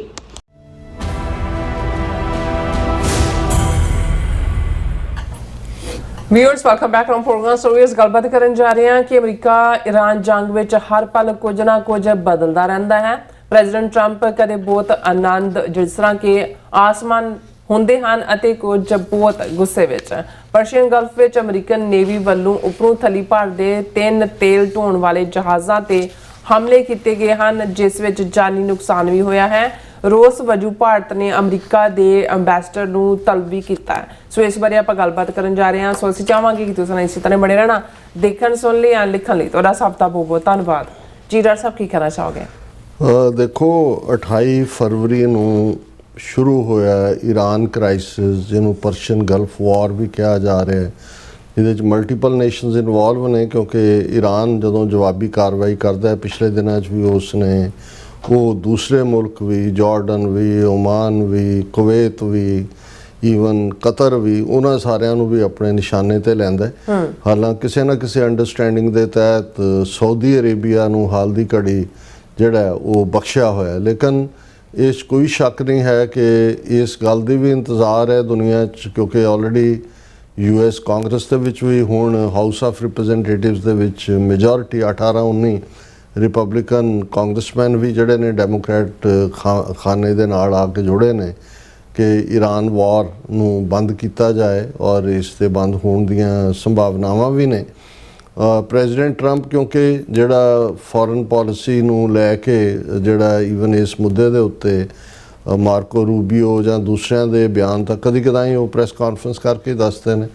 ਜੋ ਟਰੂਥ ਸੋਸ਼ਲ ਦੇ ਉੱਤੇ ਪ੍ਰੈਜ਼ੀਡੈਂਟ ਟਰੰਪ ਲਿਖਦੇ ਨੇ ਉਸ ਤੋਂ ਹੀ ਅੰਦਾਜ਼ਾ ਹੁੰਦਾ, ਔਰ ਇਹੀ ਦੁਨੀਆ ਦੀ ਜਿਹੜੀ ਆਇਲ ਮਾਰਕੀਟ ਵੀ ਹੈ, ਕਰੂਡ ਆਇਲ ਬੈਰਲ ਕੋਈ 6% ਉੱਪਰ ਚਲੀ ਗਈ ਜਦੋਂ ਉਹਨਾਂ ਨੇ ਕਿਹਾ ਜੀ ਹੋ ਗਿਆ ਸਮਝੌਤਾ, ਪਹੁੰਚ ਗਿਆ ਨੇੜੇ, ਬਸ ਦਸਤਖਤ ਹੋਣ ਵਾਲੇ ਨੇ, ਉਦੋਂ ਹੋਰ ਪ੍ਰਾਈਸਿਸ ਥੱਲੇ ਚਲੇ ਗਏ। ਫਿਰ ਹੋ ਗਿਆ ਵੀ ਨਹੀਂ, ਅਸੀਂ ਈਰਾਨ ਨੂੰ ਜਿਹੜਾ ਉਹ ਸਬਕ ਸਿਖਾਵਾਂਗੇ, ਉਹਨਾਂ ਦਾ ਖੜਗ ਆਈਲੈਂਡ ਵੀ ਖੋਵਾਂਗੇ, ਉਹਨਾਂ ਦੇ ਆਇਲ ਔਰ ਦੂਸਰੇ ਜਿਹੜਾ ਸਟਰਕਚਰ ਹੈ ਉਸ 'ਤੇ ਵੀ ਕਬਜ਼ਾ ਕਰਾਂਗੇ। ਕਿਉਂਕਿ ਪਿਛਲੇ ਦਿਨਾਂ 'ਚ 3-4 ਦਿਨ ਪਹਿਲਾਂ ਅਮਰੀਕਾ ਦਾ $400 ਮਿਲੀਅਨ ਦੀ ਕਾਸਟ ਵਾਲਾ ਅਪਾਚੀ ਹੈਲੀਕਾਪਟਰ ਸਟ੍ਰੇਟ ਆਫ ਹਾਰਮੂਜ਼ ਦੇ ਵਿੱਚ ਸੁੱਟਿਆ, ਹਾਲਾਂਕਿ ਈਰਾਨ ਨੇ ਤਾਂ ਇਹੀ ਕਿਹਾ ਵੀ ਅਸੀਂ ਨਹੀਂ ਸੁੱਟਿਆ, ਲੇਕਿਨ ਅਮਰੀਕਨ ਉਹਨਾਂ ਦੀ ਸੈਂਟਰਲ ਕਮਾਂਡ ਨੇ ਕਿਹਾ ਵੀ ਈਰਾਨ ਨੇ, ਔਰ ਉਹਦੇ ਜਵਾਬ ਦੇ ਵਿੱਚ ਜਵਾਬੀ ਹਮਲੇ ਹੋਏ। ਫਿਰ ਪ੍ਰੈਜ਼ੀਡੈਂਟ ਟਰੰਪ ਦਾ ਕੱਲ੍ਹ ਤੱਕ ਬੜਾ ਸਖਤ ਇਸ ਦੇ ਉੱਤੇ ਰਵੱਈਆ ਸੀ, ਤੇ ਹੁਣ ਵੀ ਜਦੋਂ ਈਵਨ ਸਟੂਡੀਓ 'ਚ ਆ ਕੇ ਬੈਠ ਕੇ ਵੀ ਮੇਰਾ ਪਹਿਲਾਂ ਹੁੰਦਾ ਵੀ ਇਸ ਤੋਂ ਪਹਿਲਾਂ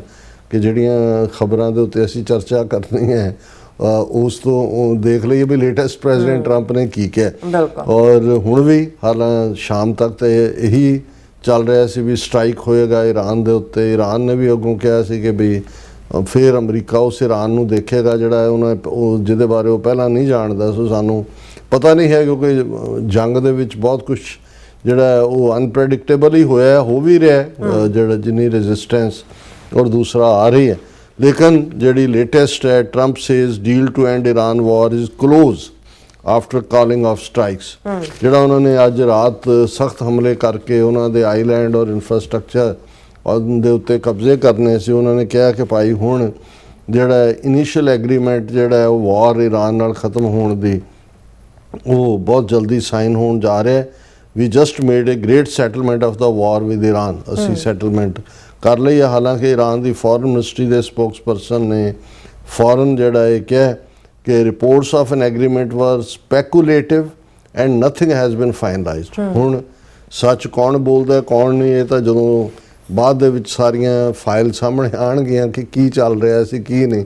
ਪਰ ਇਹਦੇ ਤੋਂ ਇੱਕ ਗੱਲ ਜ਼ਾਹਰ ਹੈ ਕਿ ਪ੍ਰੈਜ਼ੀਡੈਂਟ ਟਰੰਪ ਜੰਗ ਖਤਮ ਕਰਨਾ ਚਾਹੁੰਦੇ ਨੇ ਆਪਣੀਆਂ ਟਰਮਸ ਦੇ ਉੱਤੇ, ਤਾਂ ਕਿ ਇਹ ਹੋਵੇ ਕਿ ਭਾਈ ਜਿਹੜਾ ਸਾਡਾ ਆਬਜੈਕਟਿਵ ਸੀ ਕਿ ਈਰਾਨ ਨੂੰ ਅਸੀਂ ਨਿਊਕਲੀਅਰ ਨਹੀਂ ਹੋਣ ਦੇਣਾ, ਅਸੀਂ ਉਹ ਫੁੱਲਫਿਲ ਕੀਤਾ ਹੈ। ਪਰ ਈਰਾਨ ਦੇ ਹੱਥ 'ਚ ਵੀ ਜੇ ਕਹੋ ਕਿ ਭਾਈ ਉਹਨਾਂ ਦੇ ਉਹ ਬਨਾਰਸ ਦੀਆਂ ਟੋਪੀਆਂ ਆਈਆਂ ਉਹਨਾਂ ਦੇ ਹੱਥ 'ਚ, ਉਹ ਵੀ ਇਹ ਸਮਝਦੇ ਨੇ ਕਿ ਵੀ ਅਸੀਂ ਆਲਰੇਡੀ 4 ਮਹੀਨੇ ਇਹਨੂੰ ਘੜੀਸਿਆ, ਹੁਣ ਅਸੀਂ ਇਹਨੂੰ ਅਸੀਂ ਸਫ਼ਰ 47 ਸਾਲਾਂ ਤੋਂ ਕਰ ਰਹੇ ਸੀ ਇਕਨੋਮਿਕਲ ਸੈਂਕਸ਼ਨ ਦੇ ਥੱਲੇ, ਹੁਣ ਸਾਡੀ ਬਾਰ ਉੱਚੀ ਹੋਈ ਹੈ ਤੇ ਅਸੀਂ ਇਹਨੂੰ ਜਿਹੜਾ ਆਪਣੀ ਜਿੱਤ ਦੇ ਤੌਰ ਤੇ ਪ੍ਰੋਜੈਕਟ ਕਰੀਏ ਕਿ ਸਾਡੀਆਂ ਟਰਮਸ ਦੇ ਉੱਤੇ ਅਮਰੀਕਾ ਨੇ।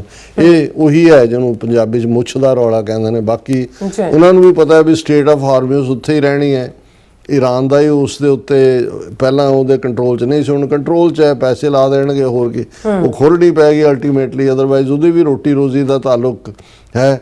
ਦੂਸਰੇ ਪਾਸੇ ਈਰਾਨ ਨੂੰ ਵੀ ਪਤਾ ਹੈ ਵੀ ਅਮਰੀਕਾ ਹੈ, ਤੁਸੀਂ ਅਮਰੀਕਾ ਨੂੰ ਕਿਹੜਾ ਹੀ ਡਿਫੀਟ ਦਿਓਗੇ, ਜਾਂ ਤੁਹਾਡੇ ਅਦਰਵਾਈਜ਼ ਇਕੋਨਮੀ ਦਾ ਕੀ ਹਾਲ ਹੈ, ਕਿਵੇਂ ਸਰਵਾਈਵ ਕਰੋਗੇ। ਰਸ਼ੀਆ ਚਾਈਨਾ ਉਹ ਬਿਲਕੁਲ ਬਾਪੂ ਦੇ 3 ਬਾਂਦਰਾਂ ਵਾਂਗ ਅੱਖਾਂ ਤੇ ਹੱਥ ਰੱਖੇ ਨੇ, ਵਿੱਚੋਂ ਦੇਖ ਵੀ ਰਹੇ ਨੇ ਕੀ ਹੋ ਰਿਹਾ, ਕੰਨਾਂ ਤੇ ਵੀ ਹੱਥ ਰੱਖੇ ਨੇ, ਮੂੰਹ ਤੇ ਵੀ ਰੱਖਿਆ, ਮੂੰਹ ਵਾਲਾ ਨਹੀਂ ਹੱਥ ਚੁੱਕਦੇ, ਬਾਕੀ ਕੰਨ ਤੇ ਅੱਖਾਂ ਤਾਂ ਖੁੱਲੀਆਂ ਹੀ ਨੇ ਪਰ ਹੱਥ ਰੱਖੇ ਹੋਏ ਨੇ। ਉਹ ਆਪਣੀ ਗੇਮ ਦੇ ਉੱਤੇ ਨੇ, ਉਹ ਸਮਝਦੇ ਨੇ, ਰਸ਼ੀਆ ਸਮਝਦਾ ਵੀ ਜੇ 4 ਸਾਲ ਤੋਂ ਜ਼ਿਆਦਾ ਮੈਨੂੰ ਯੂਕਰੇਨ 'ਚ ਫਸਾਇਆ, ਆ ਲਓ ਤੁਸੀਂ ਵੀ ਆ ਕੇ ਵਿੱਚ ਫਸੇ ਹੀ ਹੋ।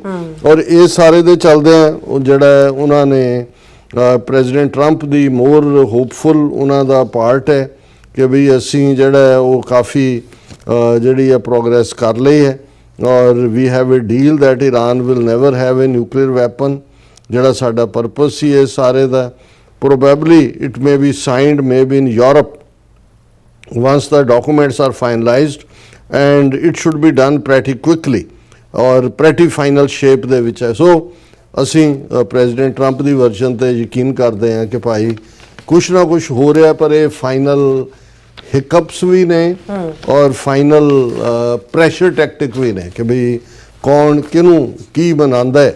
ਔਰ ਇਹ ਫਾਈਨਲ ਇਸ ਦੇ ਵਿੱਚ ਜਿਹੜਾ ਈਰਾਨ ਹੈ ਉਹ ਵੀ ਟਫ ਜਿਹੜਾ ਪਾਰਟ ਹੋ ਰਿਹਾ ਉਹ ਆਪਣਾ ਸ਼ੋਅ ਕਰ ਰਿਹਾ, ਤੇ ਈਰਾਨ ਜਿਹੜਾ ਉਹ ਵੀ ਈਜ਼ੀਲੀ ਜਿਹੜਾ ਉਹ ਨੀਲ ਡਾਊਨ ਨਹੀਂ ਹੋ ਰਿਹਾ। ਸੋ ਕੁੱਲ ਮਿਲਾ ਕੇ ਦੋਨੋਂ ਹੀ ਜਿਹੜੇ ਨੇ ਉਹ ਜਿੱਤ ਸਕਦੇ ਨੇ, ਔਰ ਉਹਦੇ 'ਚ ਕੋਈ ਜਿਵੇਂ ਸਾਡੇ 'ਚ ਵੀ ਇਸ ਕਿਸਮ ਦੇ ਜਿਹੜੇ ਵਿਚੋਲੇ ਹੁੰਦੇ ਨੇ ਇੱਦਾਂ ਦੇ ਹੋਣ ਕਿ ਜੀ ਜਿਹੜੇ ਉਹ ਕਹਿੰਦੇ ਨੇ ਕਿ ਜੀ ਬੰਤਾ ਸਿੰਘ ਜੀ ਜੋ ਤੁਸੀਂ ਕਹਿ ਰਹੇ ਹੋ ਉਹ ਬਿਲਕੁਲ ਠੀਕ ਹੈ, ਪਰ ਜੋ ਗੁਰਬਚਨ ਸਿੰਘ ਕਹਿ ਰਹੇ ਨੇ ਗਲਤ ਉਹ ਵੀ ਨਹੀਂ ਹੈ।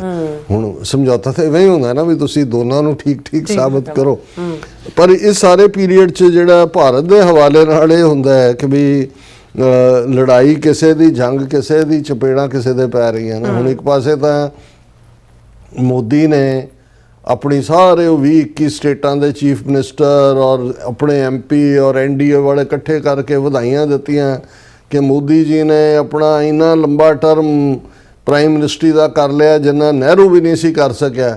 ਹਾਲਾਂ ਉਹਨਾਂ ਨੇ 47 ਤੋਂ 52 ਤੱਕ ਦਾ ਨਹਿਰੂ ਦਾ 5 ਸਾਲ ਜਿਹਦੇ 'ਚ ਉਹਨੇ ਲੀਡ ਕੇ ਉਹ ਕਾਊਂਟਰ ਹੀ ਕੀਤਾ ਕਿਉਂਕਿ 1952 ਦੇ ਵਿੱਚ ਪਹਿਲੀਆਂ ਚੋਣਾਂ ਹੋਈਆਂ ਸੀ ਪਾਰਲੀਮੈਂਟ ਦੀਆਂ। ਉਹ ਹੁਣ ਉਹਨੂੰ ਹੀ ਲੱਗਾ ਹੋਇਆ ਜਿਹੜੇ ਨੇ ਪਹਿਲਾਂ ਆਪਣੇ ਨੇ ਵਧਾਈਆਂ ਦਿੱਤੀਆਂ, ਫਿਰ ਬਾਹਰਲੇ ਮੁਲਕਾਂ ਵਾਲੇ ਸ਼ੁਰੂ ਹੋ ਗਏ, ਫਿਰ ਜਿਹੜਾ ਨੈਤਨਯਾਹੂ ਨੇ ਵਧਾਈ ਦਿੱਤੀ ਔਰ ਨੈਤਨਯਾਹੂ ਨੇ ਅੱਜ ਕਿਹਾ ਕਿ ਵੀ 10 ਮਿਲੀਅਨ ਸਾਡੀ ਆਬਾਦੀ ਹੈ ਇਜ਼ਰਾਈਲ ਦੀ, ਤੇ ਮੇਰੀ ਜਿਹੜੀ ਮੈਂ ਟਵੀਟ ਵਧਾਈ ਦਾ ਕੀਤਾ ਜਿਹਦੇ 'ਚ ਮੋਦੀ ਨੂੰ ਨੇ ਕਿਹਾ ਵੀ ਤੂੰ ਤਾਂ ਮੇਰਾ ਨੈਚੁਰਲ ਭਰਾ ਹੈ, ਔਰ ਦੂਸਰਾ ਉਹਨੂੰ 11 ਮਿਲੀਅਨ ਲੋਕਾਂ ਨੇ ਦੇਖ ਲਿਆ। ਨੈਤਨਯਾਹੂ ਕਹਿ ਰਿਹਾ ਵੀ ਮੈਂ ਹੈਰਾਨ, ਉਸ ਤੋਂ ਪਹਿਲਾਂ ਕਹਿ ਚੁੱਕਾ ਸੀ ਕਿ Indians have crazy love for Israel. ਹਾਂ, ਉਹ ਮੱਝਾਂ ਦੀਆਂ ਭੈਣਾਂ ਮੱਝਾਂ ਹਾਂਜੀ, ਉਹ ਜਿਹੜੇ ਇਸ ਕਿਸਮ ਦੇ ਲੋਕ ਡਿਕਟੇਟਰ ਔਰ ਫਾਸ਼ਿਸਟ ਔਰ ਰੇਸਿਸਟ ਨੇ ਉਹਨਾਂ ਨੂੰ ਉਸ ਕਿਸਮ ਦੇ ਹੀ ਲੋਕ ਪਸੰਦ ਕਰਦੇ ਨੇ।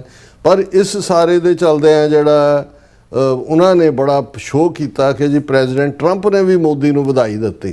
ਟਰੰਪ ਨੇ ਵੀ ਕਿਹਾ ਕਿ ਮੋਦੀ ਬਹੁਤ ਵੱਡਾ ਲੀਡਰ ਹੈ ਔਰ ਬਹੁਤ ਉਹਦੀ ਚੰਗੀ ਸਿਹਤ ਔਰ ਬੜੀ ਚੰਗੀ ਸੋਚ ਔਰ ਇਹਦੇ ਦਾ ਹੀ ਹੋ ਗਿਆ। ਹੁਣ ਉਹ ਤਾਂ ਉਹਨੂੰ ਹੀ ਲੈ ਕੇ ਛੁਣਛੁਣਾ ਵਜਾ ਰਹੇ ਸੀ ਕਿ ਦੇਖੋ ਵਧਾਈਆਂ ਆ ਗਈਆਂ, ਵਧਾਈਆਂ ਆ ਗਈਆਂ, ਟਰੰਪ ਦੀਆਂ ਵੀ ਵਧਾਈਆਂ ਆ ਗਈਆਂ। ਤੇ ਉਧਰ ਅਮਰੀਕਨ ਨੇਵੀ, ਉਹਨਾਂ ਦੀ ਸੈਂਟਰਲ ਕਮਾਂਡ ਫੌਜ ਨੇਵੀ, ਉਹਨਾਂ ਨੇ ਉੱਪਰੋਂ ਥੱਲੇ 3 ਆਇਲ ਕੈਰਿੰਗ ਟੈਂਕਰ ਫੁੰਡੇ ਇੰਡੀਆ ਦੇ, ਜਿਹਦੇ 'ਚ ਮਾਰੇ ਵੀ ਗਏ ਇੰਡੀਆ ਦੇ। ਪਹਿਲਾਂ ਤਾਂ ਇੱਕ ਜਿਹੜਾ ਉਹ ਤਾਂ ਗਲਫ ਆਫ ਓਮਾਨ ਦੇ ਵਿੱਚ ਡੁੱਬੇ, ਔਰ 2 ਜਿਹੜੇ ਸੀ ਪਹਿਲੇ ਉਹਨਾਂ 'ਚ 28 ਦੇ ਕਰੀਬ ਜਿਹੜੇ ਸਰਵ ਕਰਨ ਵਾਲੇ ਨੇ ਉਹ ਇੰਡੀਅਨ ਸੀ। ਉਹਨਾਂ 'ਚ 3 ਗਾਇਬ ਹੋਏ, ਉਹਨਾਂ ਦੇ 3 ਦੀ ਮੌਤ ਵੀ ਹੋ ਗਈ। ਉਹਨਾਂ 'ਚ ਹਿਮਾਚਲ ਦੇ ਚੀਫ ਮਿਨਿਸਟਰ ਜਿਹੜਾ ਮਿਸਟਰ ਸੁਖੂ ਉਹਦੇ ਹਲਕੇ ਦਾ, ਇੱਕ ਦਾ ਇਧਰ ਯੂਪੀ ਦਾ, ਦੂਜੇ ਯੰਗ ਮੈਨ ਜਿਹੜੇ ਮਰੇ, ਔਰ ਦੂਜਾ ਵੀ ਉਹਨਾਂ ਨੇ ਫੁੰਡਿਆ, ਉਹਦੇ 'ਚ ਉਹ ਵੀ ਡੁੱਬਿਆ।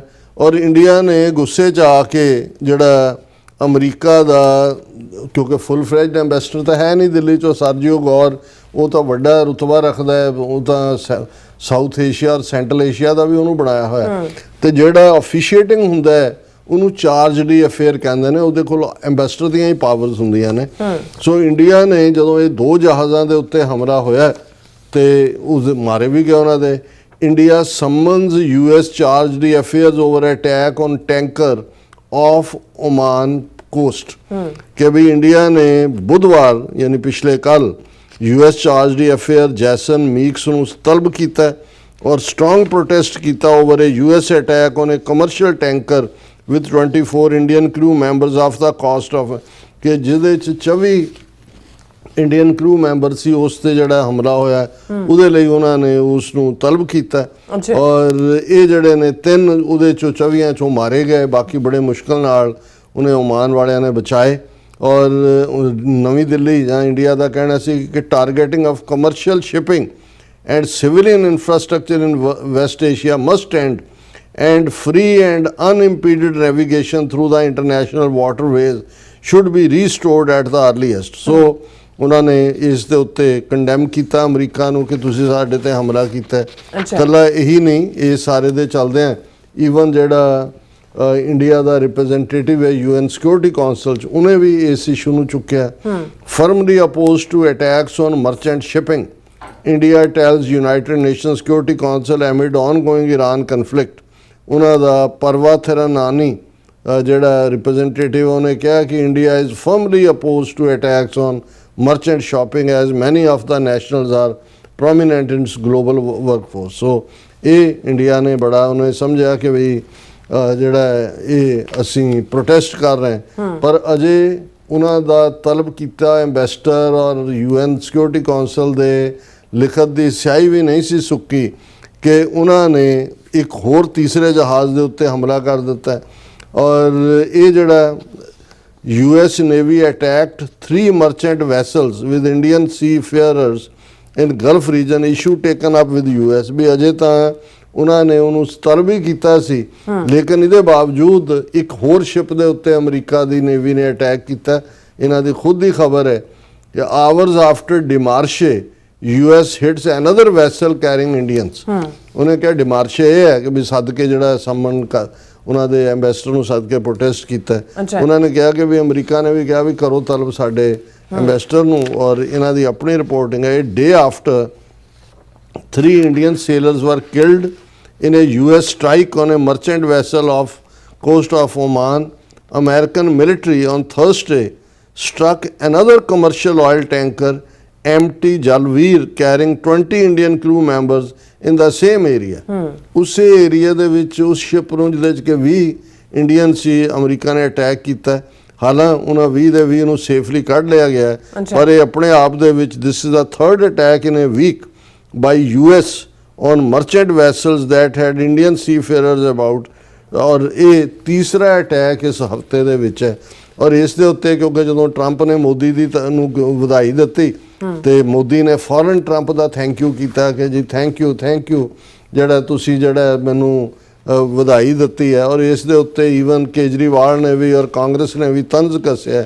ਉਹਨਾਂ ਨੇ ਕਿਹਾ ਵੀ ਉਹ ਤੁਹਾਡੇ ਇੱਕ ਸ਼ਿਪ ਤੋਂ ਬਾਅਦ ਇੱਕ ਸ਼ਿਪ ਨੂੰ ਜਿਹੜਾ ਉਹ ਥੱਲੇ ਸੁੱਟ ਰਹੇ ਨੇ, ਤੁਹਾਡੇ 3 ਮਾਰ ਦਿੱਤੇ, ਕਿੰਨੇ ਜਿਹੜੇ ਨੇ ਡੁੱਬਦੇ ਬਚੇ ਨੇ, ਤੇ ਤੁਸੀਂ ਜਿਹੜਾ ਹੈ ਉਹ ਕਿਹੜਾ ਥੈਂਕ ਯੂ ਕਰ ਰਹੇ ਹੋ, ਕਿਹੜੀ ਗੱਲ ਦਾ ਤੁਸੀਂ ਥੈਂਕ ਯੂ ਕਰ ਰਹੇ ਹੋ।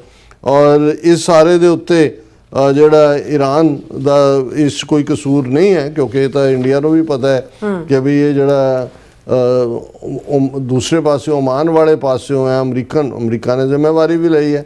ਉਹਨਾਂ ਨੇ ਕਿਹਾ ਵੀ ਇਹ ਜਿਹੜੇ ਸ਼ਿਪ ਨੇ ਇਹ ਬਲੌਕੇਡ ਦੀਆਂ ਟਰਮਸ ਨੂੰ ਵਾਇਲੇਟ ਕਰ ਰਹੇ ਸੀ। ਹੁਣ ਆਮ ਅਮਰੀਕਨ ਮੀਡੀਆ 'ਚ ਵੀ ਇਹ ਚਰਚਾ ਹੈ ਕਿ ਵੀ ਇੱਕ ਪਾਸੇ ਇੰਡੀਆ ਕੁਆਡ 'ਚ ਵੀ ਹੈ ਕਿ ਜੀ ਤੁਸੀਂ ਚਾਈਨਾ ਦੇ ਅਗੇਂਸਟ ਬੁਲਵਾਕ ਬਣਾਇਆ ਹੋਇਆ, ਇੰਡੀਆ ਦੇ ਨਾਲ ਸਟ੍ਰੈਟੇਜਿਕ ਪਾਰਟਨਰਸ਼ਿਪ ਵੀ ਹੈ, ਵਧਾਈਆਂ ਵੀ ਇੱਕ ਦੂਜੇ ਨੂੰ ਦੇ ਰਹੇ ਨੇ, ਔਰ ਦੂਜੇ ਲੇਕਿਨ ਨਿਸ਼ਾਨਾ ਜਾਂ ਟਾਰਗੇਟ ਇੰਡੀਅਨ ਸ਼ਿਪ ਬਣ ਰਹੇ ਨੇ ਵੀ ਇਹ ਚੱਲ ਕੀ ਰਿਹਾ। ਔਰ ਇਹ ਸਾਰੇ ਦੇ ਉੱਤੇ ਹੀ ਜਿਹੜਾ ਹੈ ਆਪੋਜੀਸ਼ਨ ਤਾਂ ਕਹਿ ਰਹੀ ਹੈ ਕਿ ਭਾਈ ਇਹ ਬਿਲਕੁਲ ਇਹਨਾਂ ਨੇ ਆਪਣੀ ਸੋਵਰਨਿਟੀ ਸਰੈਂਡਰ ਕੀਤੀ ਹੋਈ ਹੈ, ਤੇ ਅਮਰੀਕਾ ਵੀ ਇਹਨਾਂ ਨੂੰ ਟੈਸਟ ਕਰਕੇ ਦੇਖ ਰਿਹਾ ਵੀ ਇਹ ਕਿੰਨੇ ਕੁ ਜੋਗੇ ਨੇ। ਬਿਲਕੁਲ ਰਸਾ, ਤੁਹਾਡਾ ਬਹੁਤ ਬਹੁਤ ਧੰਨਵਾਦ। ਸੌਖਾ ਲੈਂਡ ਬ੍ਰੇਕ ਵਿਊਅਰਸ ਤੁਸੀਂ ਇਸੇ ਤਰ੍ਹਾਂ ਬਣੇ ਰਹਿਣਾ, ਮਿਲਦੇ ਹਾਂ ਛੋਟੇ ਜਿਹੇ ਵਕਫੇ ਤੋਂ ਬਾਅਦ।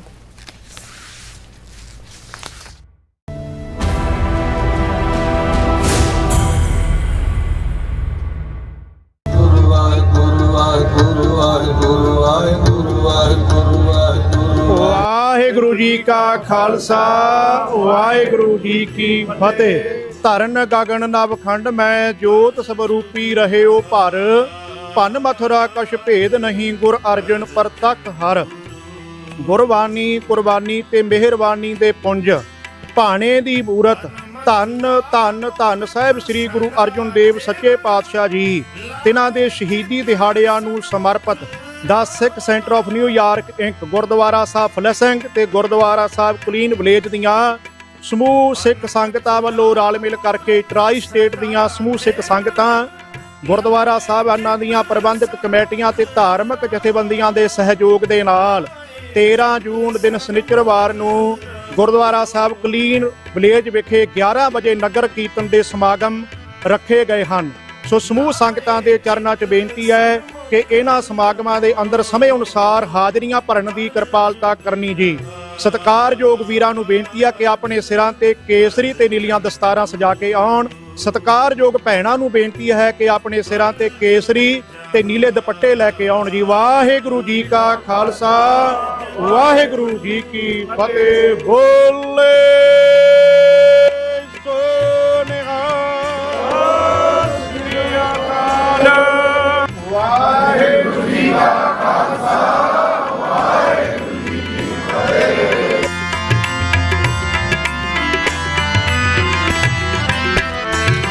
ਥੱਕ ਅਤੇ ਸਮਰਪਿਤ ਪੰਥਕ ਸੇਵਾਦਾਰ ਡਾਕਟਰ ਰਣਜੀਤ ਸਿੰਘ ਜੀ ਦੀ ਮਿੱਠੀ ਯਾਦ ਵਿੱਚ ਗੁਰਦੁਆਰਾ ਸਿੰਘ ਸਭਾ ਡਾਲਸ ਟੈਕਸਸ ਵਿਖੇ ਵਿਸ਼ੇਸ਼ ਸਮਾਗਮ ਕਰਵਾਇਆ ਜਾ ਰਿਹਾ ਹੈ। 12 ਜੂਨ ਨੂੰ ਸ਼੍ਰੀ ਅਖੰਡ ਪਾਠ ਸਾਹਿਬ ਆਰੰਭ ਹੋਣਗੇ ਅਤੇ 14 ਜੂਨ ਨੂੰ ਸ਼੍ਰੀ ਅਖੰਡ ਪਾਠ ਸਾਹਿਬ ਦੇ ਭੋਗ ਪਾਏ ਜਾਣਗੇ। ਇਸ ਮੌਕੇ ਤੇ ਖਾਲਿਸਤਾਨ ਅਫੇਅਰ ਸੈਂਟਰ ਦੇ ਡਾਇਰੈਕਟਰ ਡਾਕਟਰ ਅਮਰਜੀਤ ਸਿੰਘ ਸੰਗਤਾਂ ਨਾਲ ਵਿਚਾਰ ਸਾਂਝੇ ਕਰਨਗੇ, ਜਿਸ ਦਾ ਸਿੱਧਾ ਪ੍ਰਸਾਰ TV 84 ਰਾਹੀਂ ਕੀਤਾ ਜਾਵੇਗਾ। ਆਓ ਆਪਣੇ ਸ਼ਹੀਦਾਂ ਨੂੰ ਯਾਦ ਕਰੀਏ, ਇਤਿਹਾਸ ਨੂੰ ਸਮਝੀਏ ਅਤੇ ਆਉਣ ਵਾਲੀਆਂ ਪੀੜ੍ਹੀਆਂ ਤੱਕ ਸੱਚਾਈ ਪਹੁੰਚਾਉਣ ਦਾ ਸੰਕਲਪ ਕਰੀਏ ਜੀ। ਵਧੇਰੇ ਜਾਣਕਾਰੀ ਲਈ ਸੰਪਰਕ ਕਰੋ ਗੋਵਿੰਦਰ ਸਿੰਘ 2692099409 ਜਾਂ ਫਿਰ ਸੁਰਿੰਦਰ ਸਿੰਘ ਗਿੱਲ 1214282232 ਤੇ। ਧੰਨਵਾਦ ਜੀ।